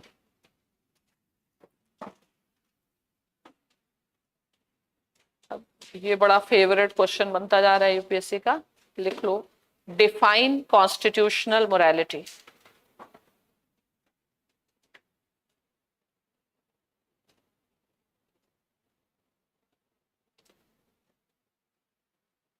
Explain the idea of constitutional morality as found in Indian context on the basis of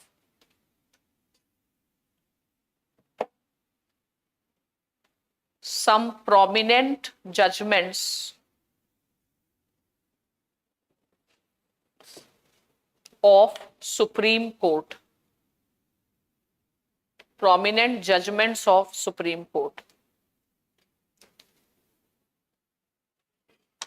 ठीक है, तो अब पहले इन जनरल पहले समझते हैं व्हाट इज कॉन्स्टिट्यूशनल मोरालिटी. ठीक है, फिर ऐसे आगे लिखो, what is constitutional morality. Just a minute, there's some phone I'm.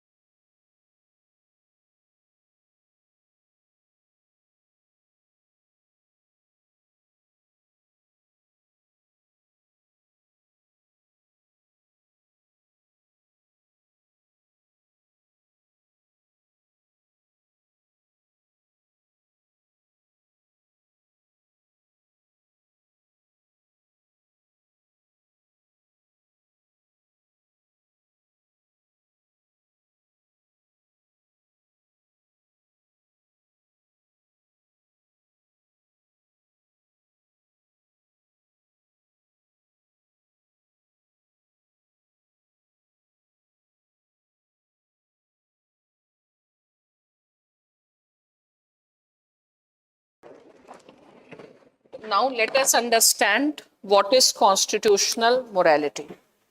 ठीक है, and constitutional morality on the basis of landmark judgments of Supreme Court. ठीक है, तो इसके लिए क्वेश्चन और लिखो, उसके बाद समझते हैं. क्वेश्चन ये है कि whether constitutional morality and normative values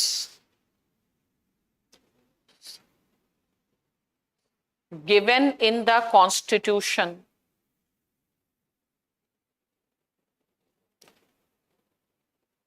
like liberty, equality is one and the same.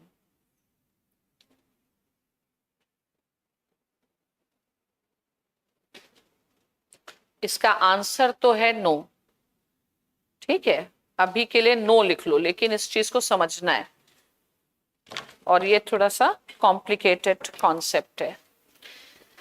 तो what exactly is constitutional morality? So the ruling class in China, do they adhere to constitutional morality? नहीं. मतलब do they believe in constitution? No. Constitutional morality. तो first of all, what is morality? Fine. Morality, ethics, this question come in ethics also. Morality means right conduct. What is right and what is wrong? Understanding that and adhering to the right conduct. Okay. Now, constitutional morality deals with what?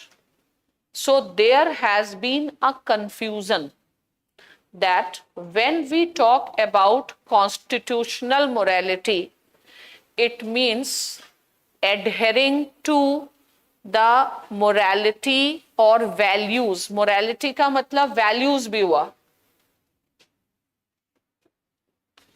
जैसे preamble में दिया हुआ है liberty, equality, fraternity. क्या this represent constitutional morality? और constitutional morality is something different.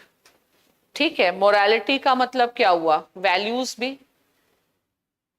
तो अब India में इसको लेकर के you have to understand a evolution, because in India this term has been used by Supreme Court in both the ways. ठीक है, but what is its original meaning and what is the way it is being used by Supreme Court, and Supreme Court is using in both the ways. ठीक है, तो now what is the original meaning of constitutional morality? तो original meaning is right conduct of the people who are holding the position of power, and it is expected that they should act according to the constitution. So the original meaning of constitutional morality is constitutionalism, and this discussion started by the speech of Ambedkar in the Constitution Assembly, where Ambedkar held that no constitution is perfect. Fine. So whether constitution will work or not, or will just become a document, depends on the persons. So it will all, the success of the experiment of constitutionalism in India depends on to what extent that persons in power adhere to the constitutional morality. ठीक है, have you understood this? तो इसका मतलब हो गया constitutionalism. There are many cases like LG versus government of Delhi and all, where Supreme Court has given this word also, constitutional morality. But Supreme Court at times, like in Sabrimala case and others, have also analyzed constitutional morality in terms of India as a transformative constitution के sense में। तो there are two concepts that have to be understood in association with each other. So have you ever heard this concept, transformative constitutionalism? नहीं सुना, ठीक है। फिलहाल अभी आपने क्या लिखा है? क्वेश्चन लिखा है, ठीक है। तो अब इस क्वेश्चन के और उस क्वेश्चन को दोनों समझने के लिए कुछ और चीजें पहले बेसिक कर लेते हैं। सबसे पहले ऐसे लिख दो, टाइप्स ऑफ कॉन्स्टिट्यूशंस।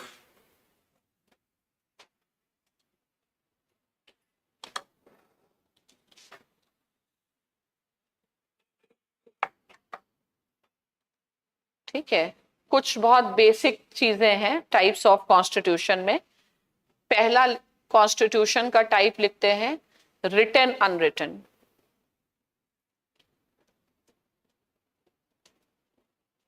लेकिन अब इन चीजों से ऊपर उठ जाओ, ठीक है। Written and unwritten constitution. अब इसमें लेकिन एक क्वेश्चन लिखो, देखो right, can any constitution be entirely written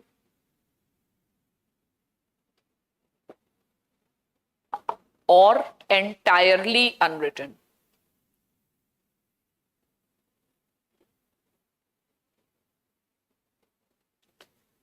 Entirely unwritten तो हो भी सकता है, लेकिन entirely written नहीं होता, ठीक है। तो यहां पे लिख सकते हैं no constitution is entirely written.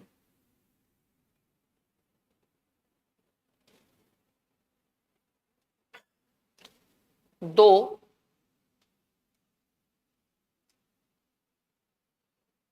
there can be an entirely unwritten constitution.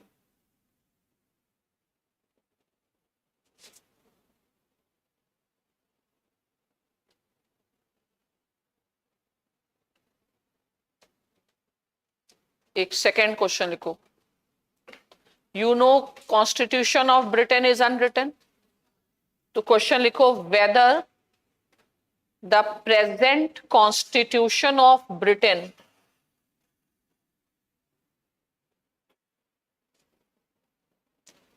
is entirely unwritten. ठीक है, यहां पे ध्यान देने वाली बात प्रेजेंट कॉन्स्टिट्यूशन है, अंडरलाइन कर दो प्रेजेंट। और इस ये क्लू है, लिखो right, initially it was entirely unwritten,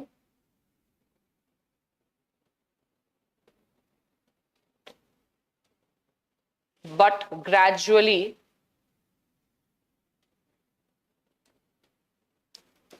there are many written documents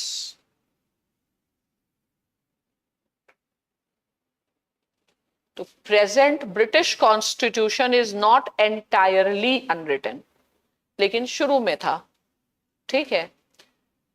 documents हैं, रिटन डॉक्यूमेंट्स, अंडरलाइन को रिटन डॉक्यूमेंट्स, ठीक है। For example, act of settlement 1707, और कर सकते हैं मैग्ना कार्टा 1215, ऐसे bill of rights, petition of rights बहुत है। एक रीसेंट सबसे ज्यादा है कॉन्स्टिट्यूशन रिफॉर्म एक्ट 2005,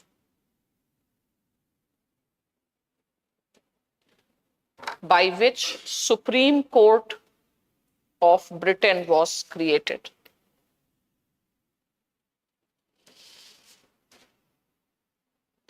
अब सिंपल क्वेश्चन बताओ, can there be entirely unwritten constitution? Yes. Was British Constitution ever entirely unwritten? Present British Constitution is unwritten? Completely? No. Predominantly. ठीक है. इसका मतलब है there are written parts and unwritten parts. ठीक है. तो अब एक क्वेश्चन लिखो, what is the term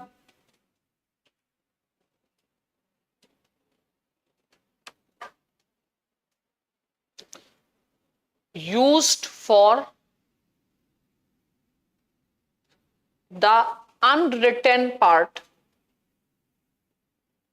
of the Constitution?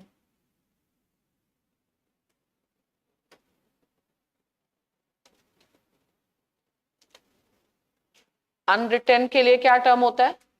Conventions.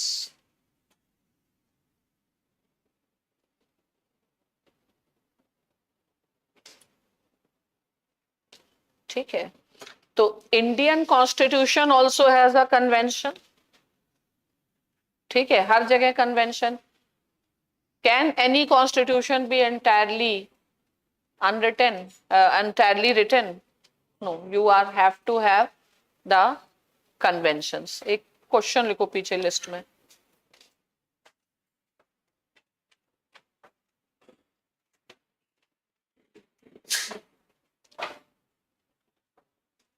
लिखो, what is the significance of the conventions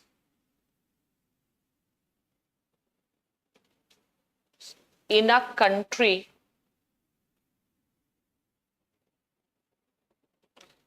with written constitution?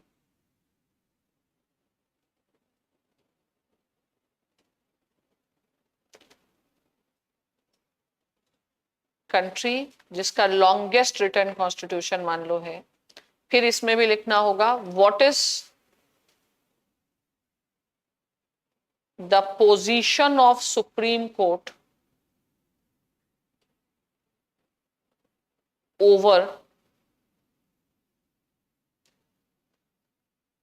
The status या over the legal status of conventions in India.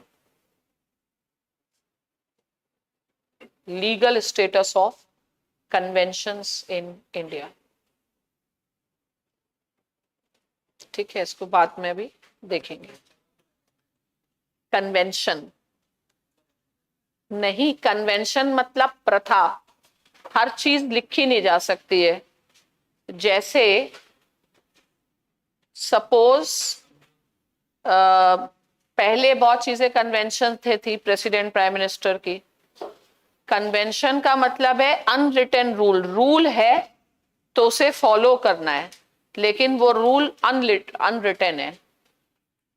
For example, where it is written that after the general election in case of hung parliament, president should invite the leader of the largest party first to form the government. So what is this? It is a convention. ठीक है.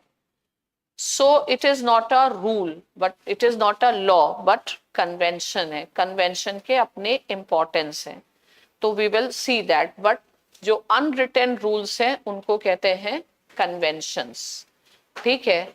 तो British constitution में conventions बहुत ज्यादा हैं. It is primarily based on convention, unwritten rules. तो in Britain there are conventions, unwritten rules. Still constitutionalism exists, but in India written rules, conventions, still constitutionalism does not exist. People don't follow conventions. Then conventions have to be written in black and white. ठीक है. But फिर भी why this convention and how Supreme Court deals with the legal status of conventions. तो we will come to that question also. ठीक है, तो फिलहाल one difference you have understood, types of constitution, written and unwritten. एक चीज इसमें और लिखो, एक क्वेश्चन लिखो, when, हाँ इसी का एक कंसेप्चुअल क्वेश्चन यहां पे पहले लिखो, when even unwritten constitution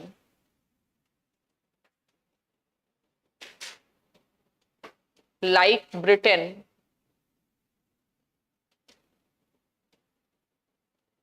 has a many written documents,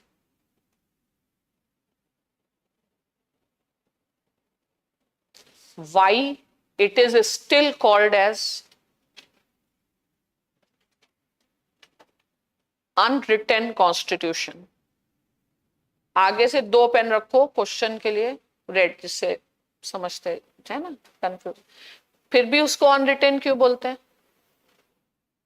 इसके लिए एक और क्वेश्चन लिखो, what is a definition of a written constitution.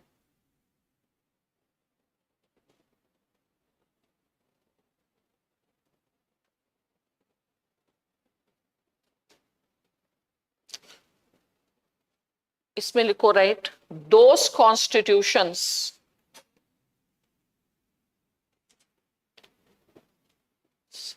are termed as written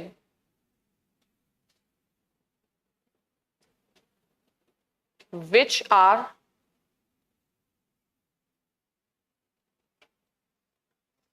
one time creation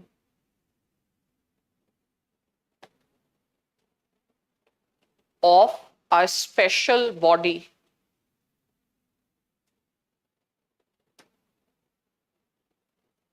which can be a constituent assembly, which can be a constituent assembly,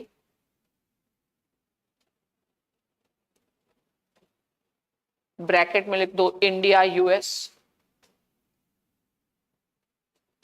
और a special committee of government, bracket में लिख दो France. ठीक है, जो एक समय एक बॉडी के द्वारा बनाया जा रहा है उसको अब आप रिटर्न कह रहे हैं. ठीक है, फिर इसके साथ लिखो, at the same time it should not be a scattered document.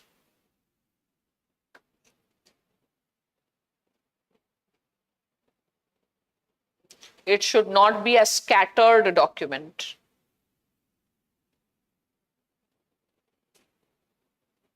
ठीक है, अब ऐसे लिखो, केस ऑफ ब्रिटेन. स्कैटर्ड मतलब अलग अलग पेपर्स में है. ब्रिटेन को किस बेसिस पे हम अनरिटन कहते हैं? हाँ हाँ, कोडिफाइड है, एंटायरली अनकोडिफाइड नहीं है, कोडिफाइड है. जैसे उसके, तुम आगे बैठा करो इस साइड में, ठीक है, सारे लोग इधर ही बैठा करो. ठीक है, ब्रिटेन का कोडिफाइड का मतलब क्या होता है? रिटन. ठीक है, लेकिन पूरी तरीके से थोड़ी अनरिटन है, कोडिफाइड है, बिल ऑफ राइट्स है, पिटिशंस है, एक्ट ऑफ सेटलमेंट है, कॉन्स्टिट्यूशन रिफॉर्म है, लेकिन स्कैटर्ड है. एक सिंगल बुक लेके उनका कॉन्स्टिट्यूशन नहीं पढ़ सकते हैं, लेकिन अपना कॉन्स्टिट्यूशन एक किताब में दिया गया है, तो एक नॉर्म बना लिए गए. प्लस ब्रिटेन में they have never called any body या असेंबली नहीं आई, तो इसलिए उसको रिटन. तो now the way to classify written unwritten is not on the basis of written and unwritten, but on the basis of these two parameters. ठीक है, case of Britain, case of Britain में dash करके लिखो, it is regarded as unwritten because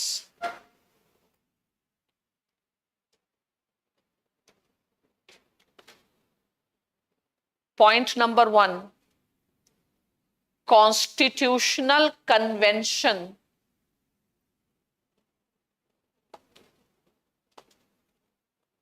was never called.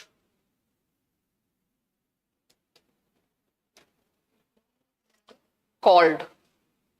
Constitutional convention मतलब constitution बनाने के लिए कोई सभा नहीं कभी आई. Constitutional convention was never called. Second point, it is a scattered set of documents.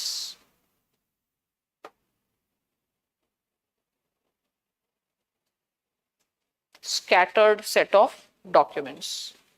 ठीक है. अब एक और क्लासिफिकेशन होता है कॉन्स्टिट्यूशन का. सेकंड, एक हमने लिखा written unwritten. Second form classification लिखो रिजिड एंड फ्लेक्सिबल.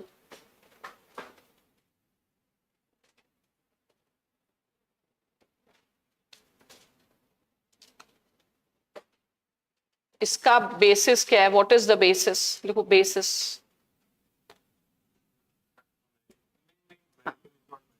मतलब बेसिस लिखो. Basis is system of amendment.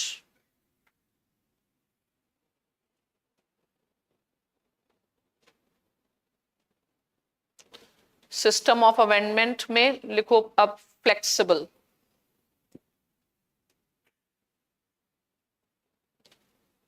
मतलब can be amended easily.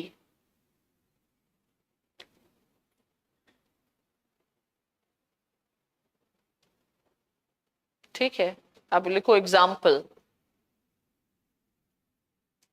The most flexible constitution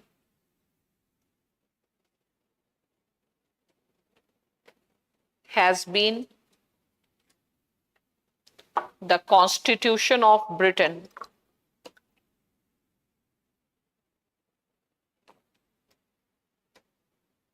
तभी कंटिन्यू कर रहा है. ठीक है. अब लिखो वाई. वाई वी से सो.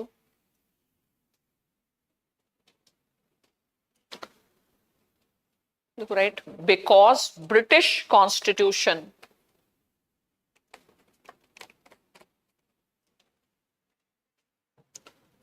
can be amended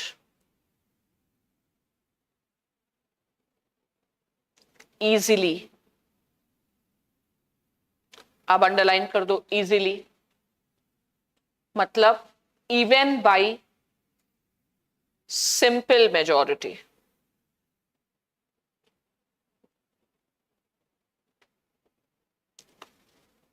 simple majority underline कर दो क्या होता है. लिखो right. Just by majority of the members present and voting.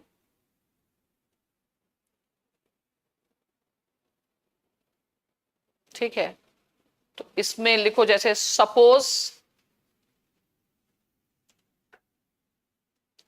100 members are present. ठीक है. लिखो right. Only 20 are participating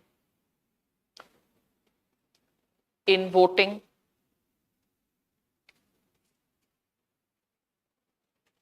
So British Constitution can be amended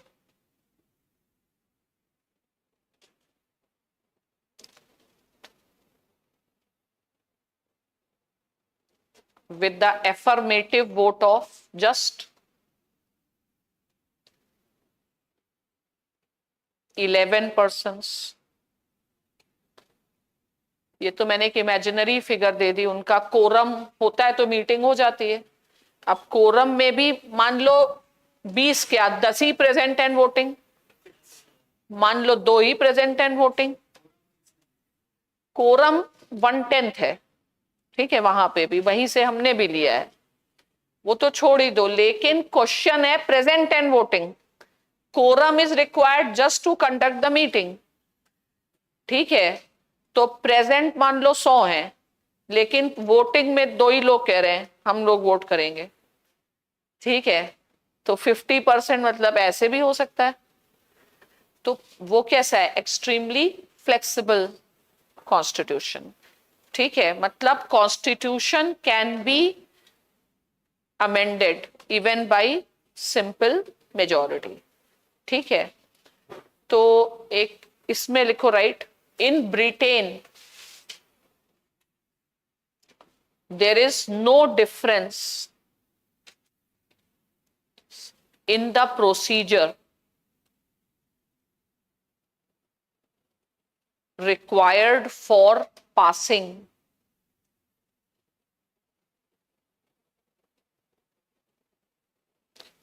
ordinary laws and constitutional laws.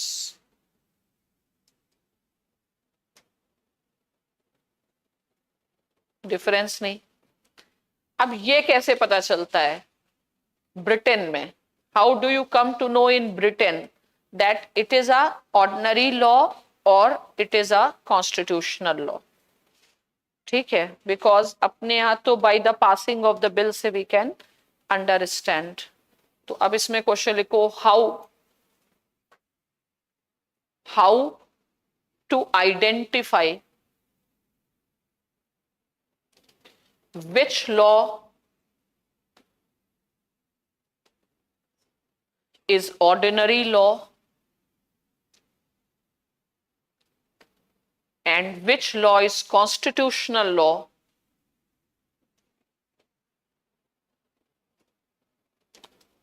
in a situation where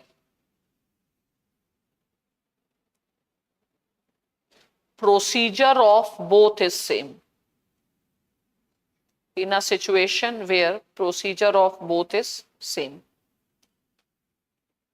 law बनने का procedure अगर same है तो कैसे बताते, कैसे? एक और क्वेश्चन लिखो अपने यहाँ। ऐसे कुछ कंफ्यूजन तो नहीं हो रहा तुम लोगों को? परेशानी, दिमाग की परेशानी? बहुत आसानी से पढ़ने की आदत है, मतलब बिना मतलब चीजों को पढ़ने की आदत है ना? कुछ समझ में आ रहा है आपको? तो है? तो इसमें एक क्वेश्चन लिखिए, लिखिए the state reorganisation in India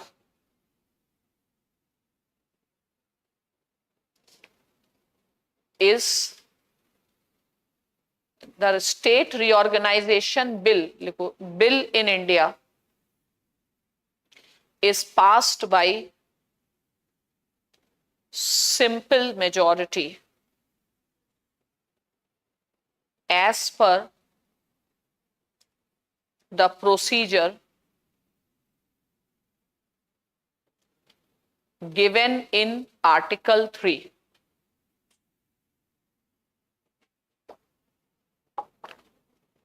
ठीक है, अब लिखो which type of law it will be.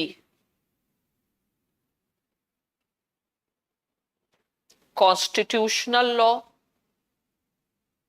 or ordinary law? Ordinary law, ठीक है। इतना आसान होता तो हम क्वेश्चन पूछते, ठीक है। तुम लोग को आ जाता और तुम पकड़ लेते और तुम सही आंसर दे देते तो हम क्वेश्चन बनाते नहीं। पहले तो यही समझ लो कि जो तुम्हें समझ में आ रहा है, तो you should always question yourself कि ये तो नहीं हो सकता है, वरना मेरे को ऐसे आ कैसे गया, ठीक है। तो इसका आंसर है it is not an ordinary law. लोगों, it is not an ordinary law, it is a constitutional law. 3 में है ना, अभी बता रहे हैं। It is not an ordinary law, it's a constitutional law, ठीक है। ये कॉन्स्टिट्यूशनल लॉ है, लेकिन तुम लोग को ये पता ही नहीं चल रहा कि ऑर्डिनरी लॉ और कॉन्स्टिट्यूशनल लॉ में डिफरेंशिएट कैसे करें। फिर यहाँ पे ऐसे नोट करके लिखो,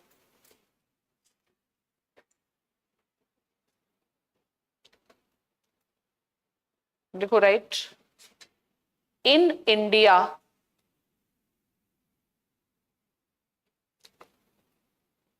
there are certain provisions of the constitution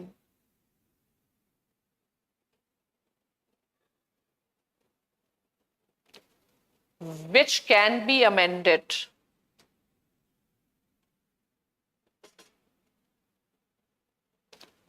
even by simple majority.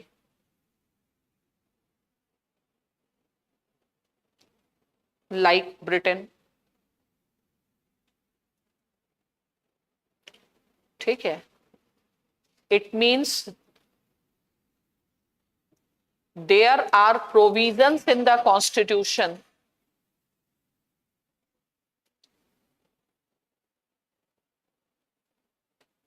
which can be amended. There are provisions in the constitution which can be amended even without following the procedure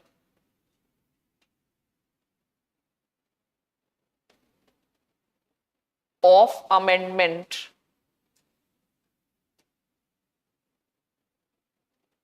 found in Article 368. For example, creation of new states,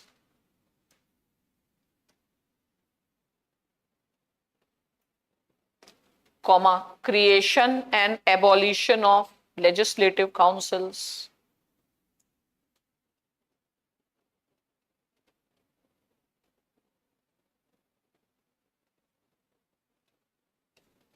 amendment in the 5th schedule, and so on.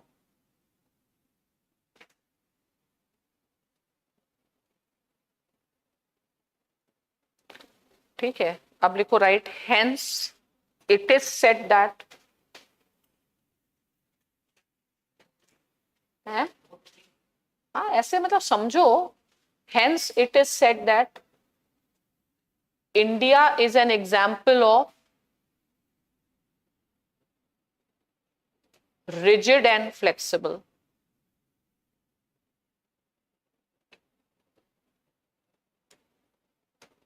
Some provisions by rigidity or flexible. ठीक है, लेकिन अभी भी question रह गया, ठीक है, तो इसका मतलब क्या है, फिर से लिखो, how to identify which is ordinary law and constitutional law.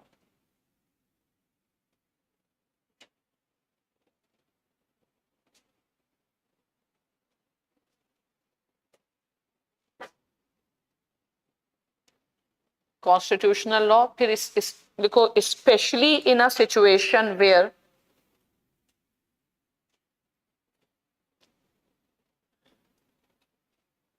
procedure of passing the law is same.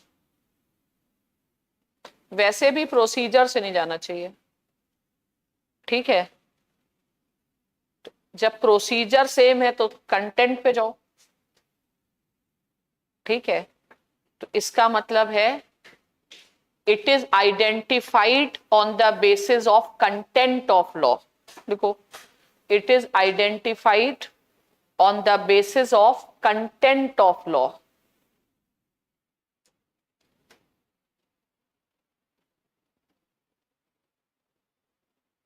अब जो ऑर्डिनरी लॉ है, देखो, ordinary laws related to day to day business of the government. Ordinary law is related to day-to-day business of the government. Income Tax Act, GST Act, ये Act, वो Act, day-to-day business. Whereas constitutional law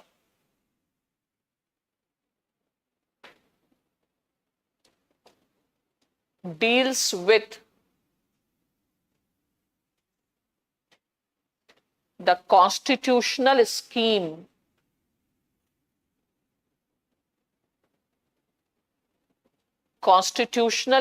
में क्या आता है? For example, form of government,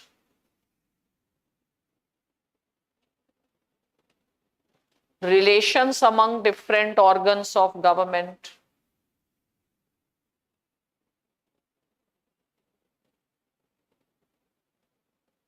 nature of federation,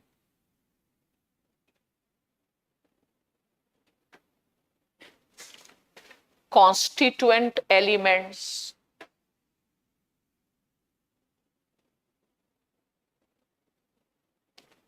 इसका मतलब है it has to be related to the fundamental law, structure में परिवर्तन, स्ट्रक्चरल लॉ और डे टू डे लॉ.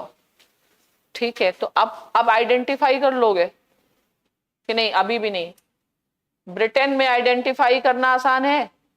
अगर ब्रिटेन में any law is passed by simple majority which says that from now onwards prime minister can be from either house of British parliament, ये कौन सा law हुआ? Constitutional law. अगर सरकार के structure और उसकी फंक्शनिंग से रिलेटेड है तो वो क्या है? Constitutional law. और अगर ऐसा लॉ आ जाए that from now onwards the goods entering in Britain from Ireland will be subjected to this much custom duties. ये क्या है? ऑर्डिनरी. सरकार के काम वाले जो होंगे ऑर्डिनरी लॉ होंगे और सरकार के खुद powers, their basic power, their structure, their functioning, their form will be a constitutional law. तो एग्जाम में क्वेश्चन आएगा constitutional law and ordinary law differ from each other on the basis of passing of the bill, the manner in which bill is passed. Correct or not? Not entirely correct. It can be same procedure also. More is about constitutional law is about changing the structure of the constitution and the ordinary law is day to day governance. तो अब India में structure change कर सकते हो लेकिन basic नहीं change कर सकते. मतलब नींव नहीं चेंज कर सकते, फाउंडेशनल नहीं कर सकते. कहीं यूएस में कर सकते हैं. तो गवर्नमेंट और उस गवर्नमेंट के काम वाले होंगे तो ऑर्डिनरी लॉ, फॉर्म वाले होंगे तो कॉन्स्टिट्यूशनल लॉ. ठीक है, अब एक क्वेश्चन लिखो राइट. ऐसे जनरली तो सुना होगा ना जॉइंट सिटिंग. ठीक है, तो ऐसे लिखो can there be a joint sitting in India on Constitution Amendment Bill. On Constitution Amendment Bill. Answer is no.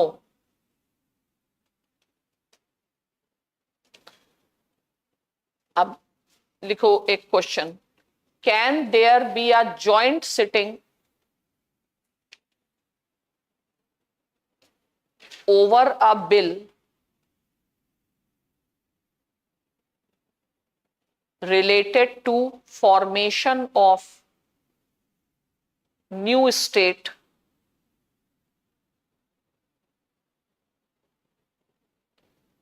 if there is a disagreement between the two houses?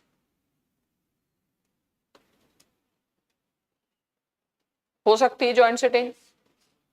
Yes, हमने क्या बोला है, तुम लोग को जो लगे उसका उल्टा बताओ। ठीक है, तो लिखो नो। किस बेसिस पे आपने बताया जॉइंट सिटिंग? जॉइंट सिटिंग अभी ऊपर क्या लिखा था? Can there be a joint sitting for constitution amendment bill? No. तो formation of state ordinary bill है या कॉन्स्टिट्यूशन अमेंडमेंट बिल है?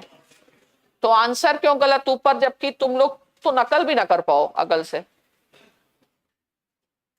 नकल करने के लिए ऊपर दिया था सेंटेंस,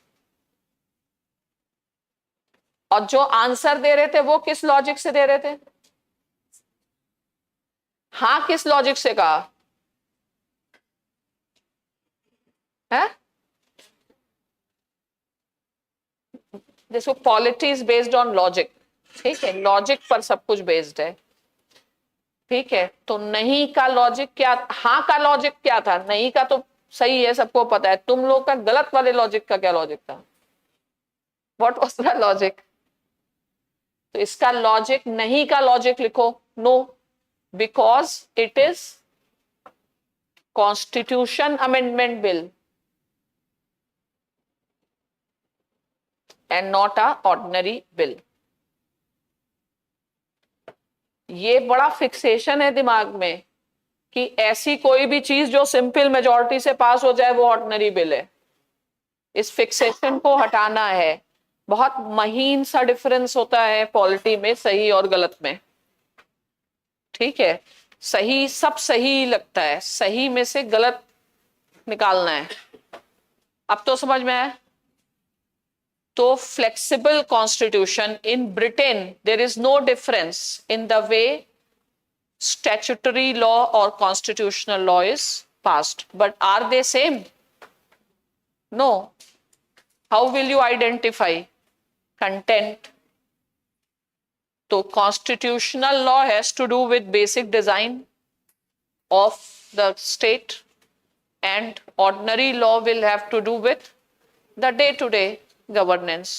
तो यहाँ बेसिक डिजाइन चेंज कर रहे हैं फेडरल यूनिट्स की, 25 से 28 कर रहे हैं, 28 से 29 कर रहे हैं, 29 से 28 कर रहे हैं। ठीक है, तो it is dealing with what? Constitution, form पे डिफरेंट है। ठीक है, तो ये हो गया। अब ऐसे लिखो, what is a rigid constitution?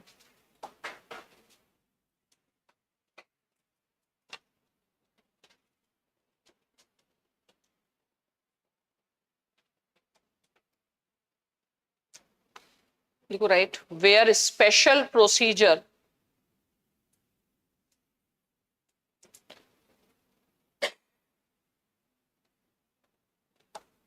is required to amend.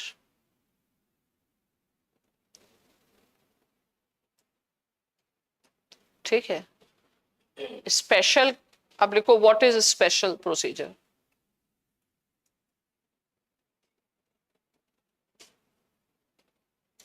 What is special procedure और स्पेशल मेजॉरिटी कैसे डिफाइन करते हैं? लिखो, right, which is not simple majority. जो सिंपल नहीं वो स्पेशल। स्पेशल बहुत तरीके का है। 2/3 of the members present and voting भी स्पेशल है। 2/3 of the members present and voting plus majority of the house भी स्पेशल है। 3/4 ऑफ द हाउस भी स्पेशल है। सब कुछ स्पेशल है। जो सिंपल नहीं वो स्पेशल है। डेफिनेशन ये है, वी विल सी दैट। ठीक है, जहां where you require things to be passed by rigid और स्पेशल मेजॉरिटी। अब इसमें लिखो, select the correct statements.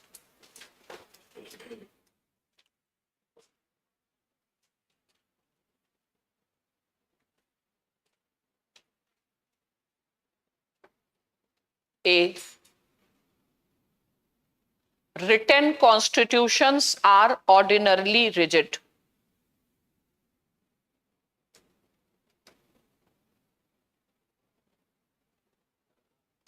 Ordinarily rigid. Next, ordinarily the process of amendment of the Constitution should not be easy.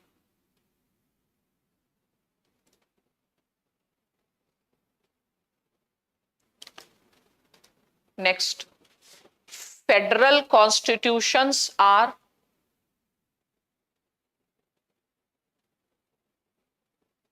ordinarily rigid.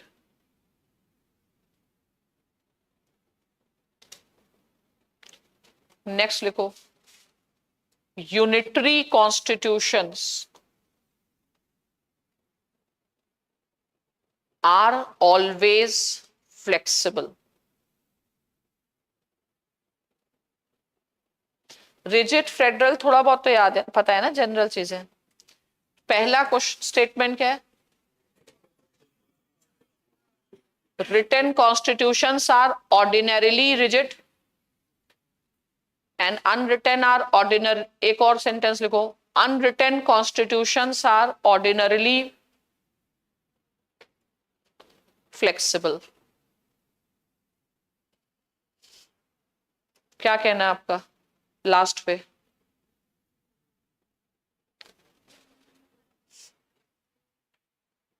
ठीक है, unwritten constitutions are ordinarily flexible. आपकी आत्मा क्या कह रही? यस, तो इस बार आपकी आत्मा वॉक्स पीपल वॉक्स दे, भगवान. आप आत्मा की आवाज सुन लोगे तो सही पहुंचोगे. ठीक है, तो ऑर्डिनरली जो होते हैं वो कैसे होते हैं? फ्लेक्सिबल होते हैं. ठीक है, क्यों होते हैं? The question is why. पहले सेंटेंस लिखो और उसका रीजन लिखो, या इस रीजन मतलब लिखो. तो लास्ट वाला अब हम लोग देखते हैं. क्वेश्चन ये है कि unwritten constitutions are ordinarily flexible because, इसका रीजन क्या है? क्या रीजन हो सकता है? Because unwritten constitutions are primarily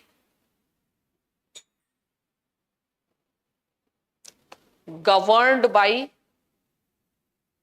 what? Conventions.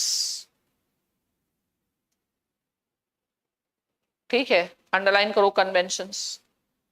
Conventions क्या है? Unwritten rule. अनरिटन है. अगर अनरिटन है, do you require a bill to change? No, you can change it. ठीक है, सिंस अनरिटन लिखो, right, since unwritten, change in the constitution does not even require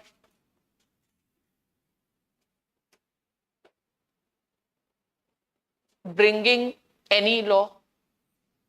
ऐसे ही बदल जाएगा प्रथा. तो change in the constitution does not require bringing even any law. कोई bill लाने की जरूरत नहीं, ऐसे ही बदल दो प्रथा. ठीक है, तो मेन रीजन किसका खेल है वहां पे? कन्वेंशंस का. उससे अब फर्स्ट सेंटेंस क्या है? Written constitutions are ordinarily rigid. Yes, क्यों? लॉजिक क्या है? To bring the bills. हाँ,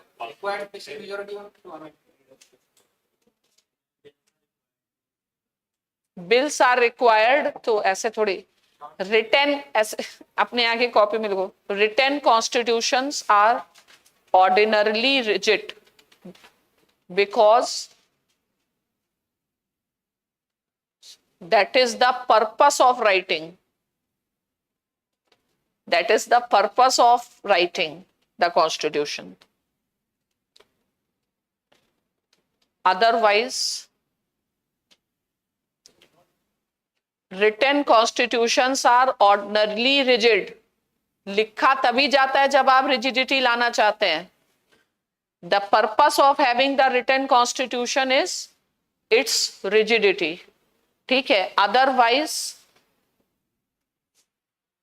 constitutions can be governed by conventions.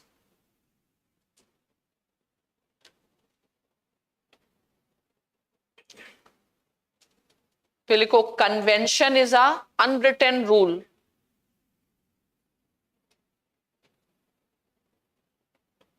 And therefore flexible, yeah, easy to change.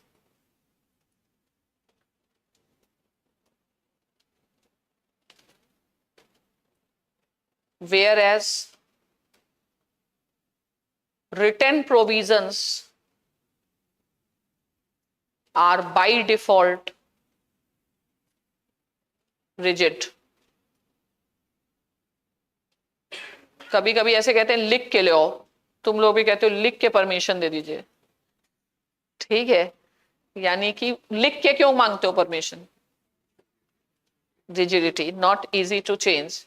वरना ओरल ओरल रहता तो कह देते कि भाई हमने तो कहा नहीं, तो तुम कहते हो लिखा हुआ है हमारे पास, तो लिखे से मुकरना थोड़ा मुश्किल है, रिटन. अब सेकंड क्या था sentence?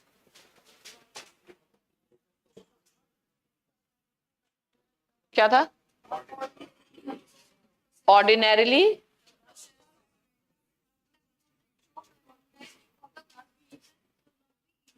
ordinarily process of amendment should not be easy or should be easy? Correct, it should not be easy. लिखो, अब बताओ why it should not be easy. लिखो पीछे, why amendment should not be easy.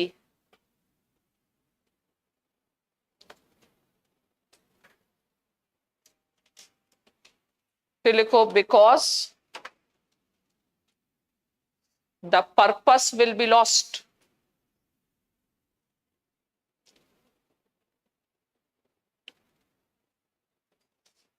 ठीक है, constitution if easily amended, लिखो constitution if easily amended becomes plaything in the hands of rulers. So rule of law goes. Constitution होने का ही कोई मतलब नहीं. कॉन्स्टिट्यूशन इज टू लिमिट, आप अपने हिसाब से ही बदल दो, ठीक है. और क्या था लास्ट, और क्या था? Federal constitutions are ordinarily rigid. Correct. Next,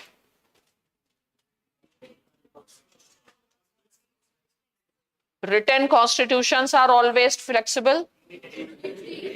लिखो, इसका है और ये रॉन्ग है, not necessary.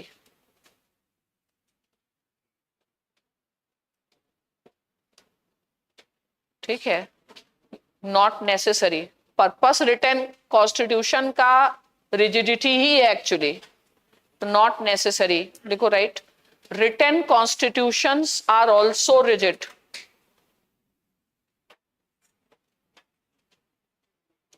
written constitutions are नहीं, unitary. लिखो unitary constitutions can also be rigid. For example, Constitution of France. Purpose क्या है? पर्पस लिखो, because rigidity is the purpose.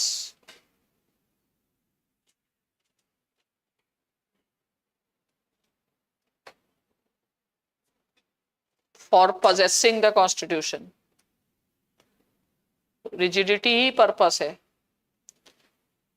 तुमने ऐसे सुना तो होगा डॉक्ट्रिन ऑफ बेसिक स्ट्रक्चर. एक क्वेश्चन और लिखो जरा, देखो, whether the doctrine of basic structure makes amendment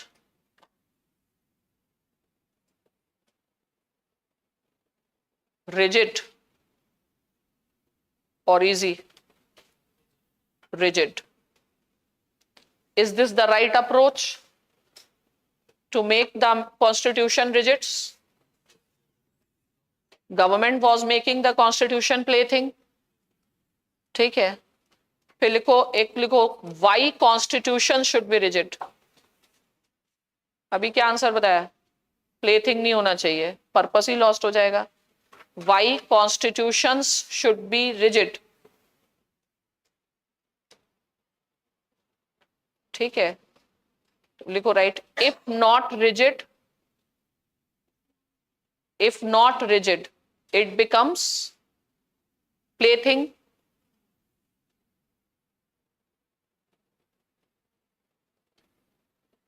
इसका मतलब है there will be no rule of law. Rule of man हो गया, इंदिरा गांधी का रूल हो गया, आज ये कर दो कल वो कर दो. ठीक है, तो does doctrine of basic structure establish the rule of law? Yes और नो? जो लिमिट करे. इसका भी एक स्टाइलिश आंसर लिखो अगर पूछे. Why constitution should be rigid?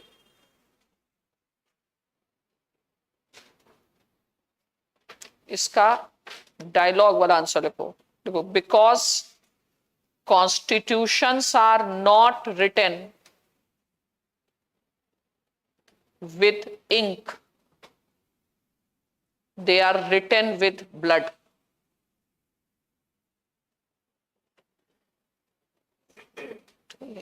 Constitution बनाने में ब्लड शेड होता है, रेवोल्यूशंस होते हैं, मेहनत होती है, पसीना होता है, फिर कॉन्स्टिट्यूशन ही ना बनाओ.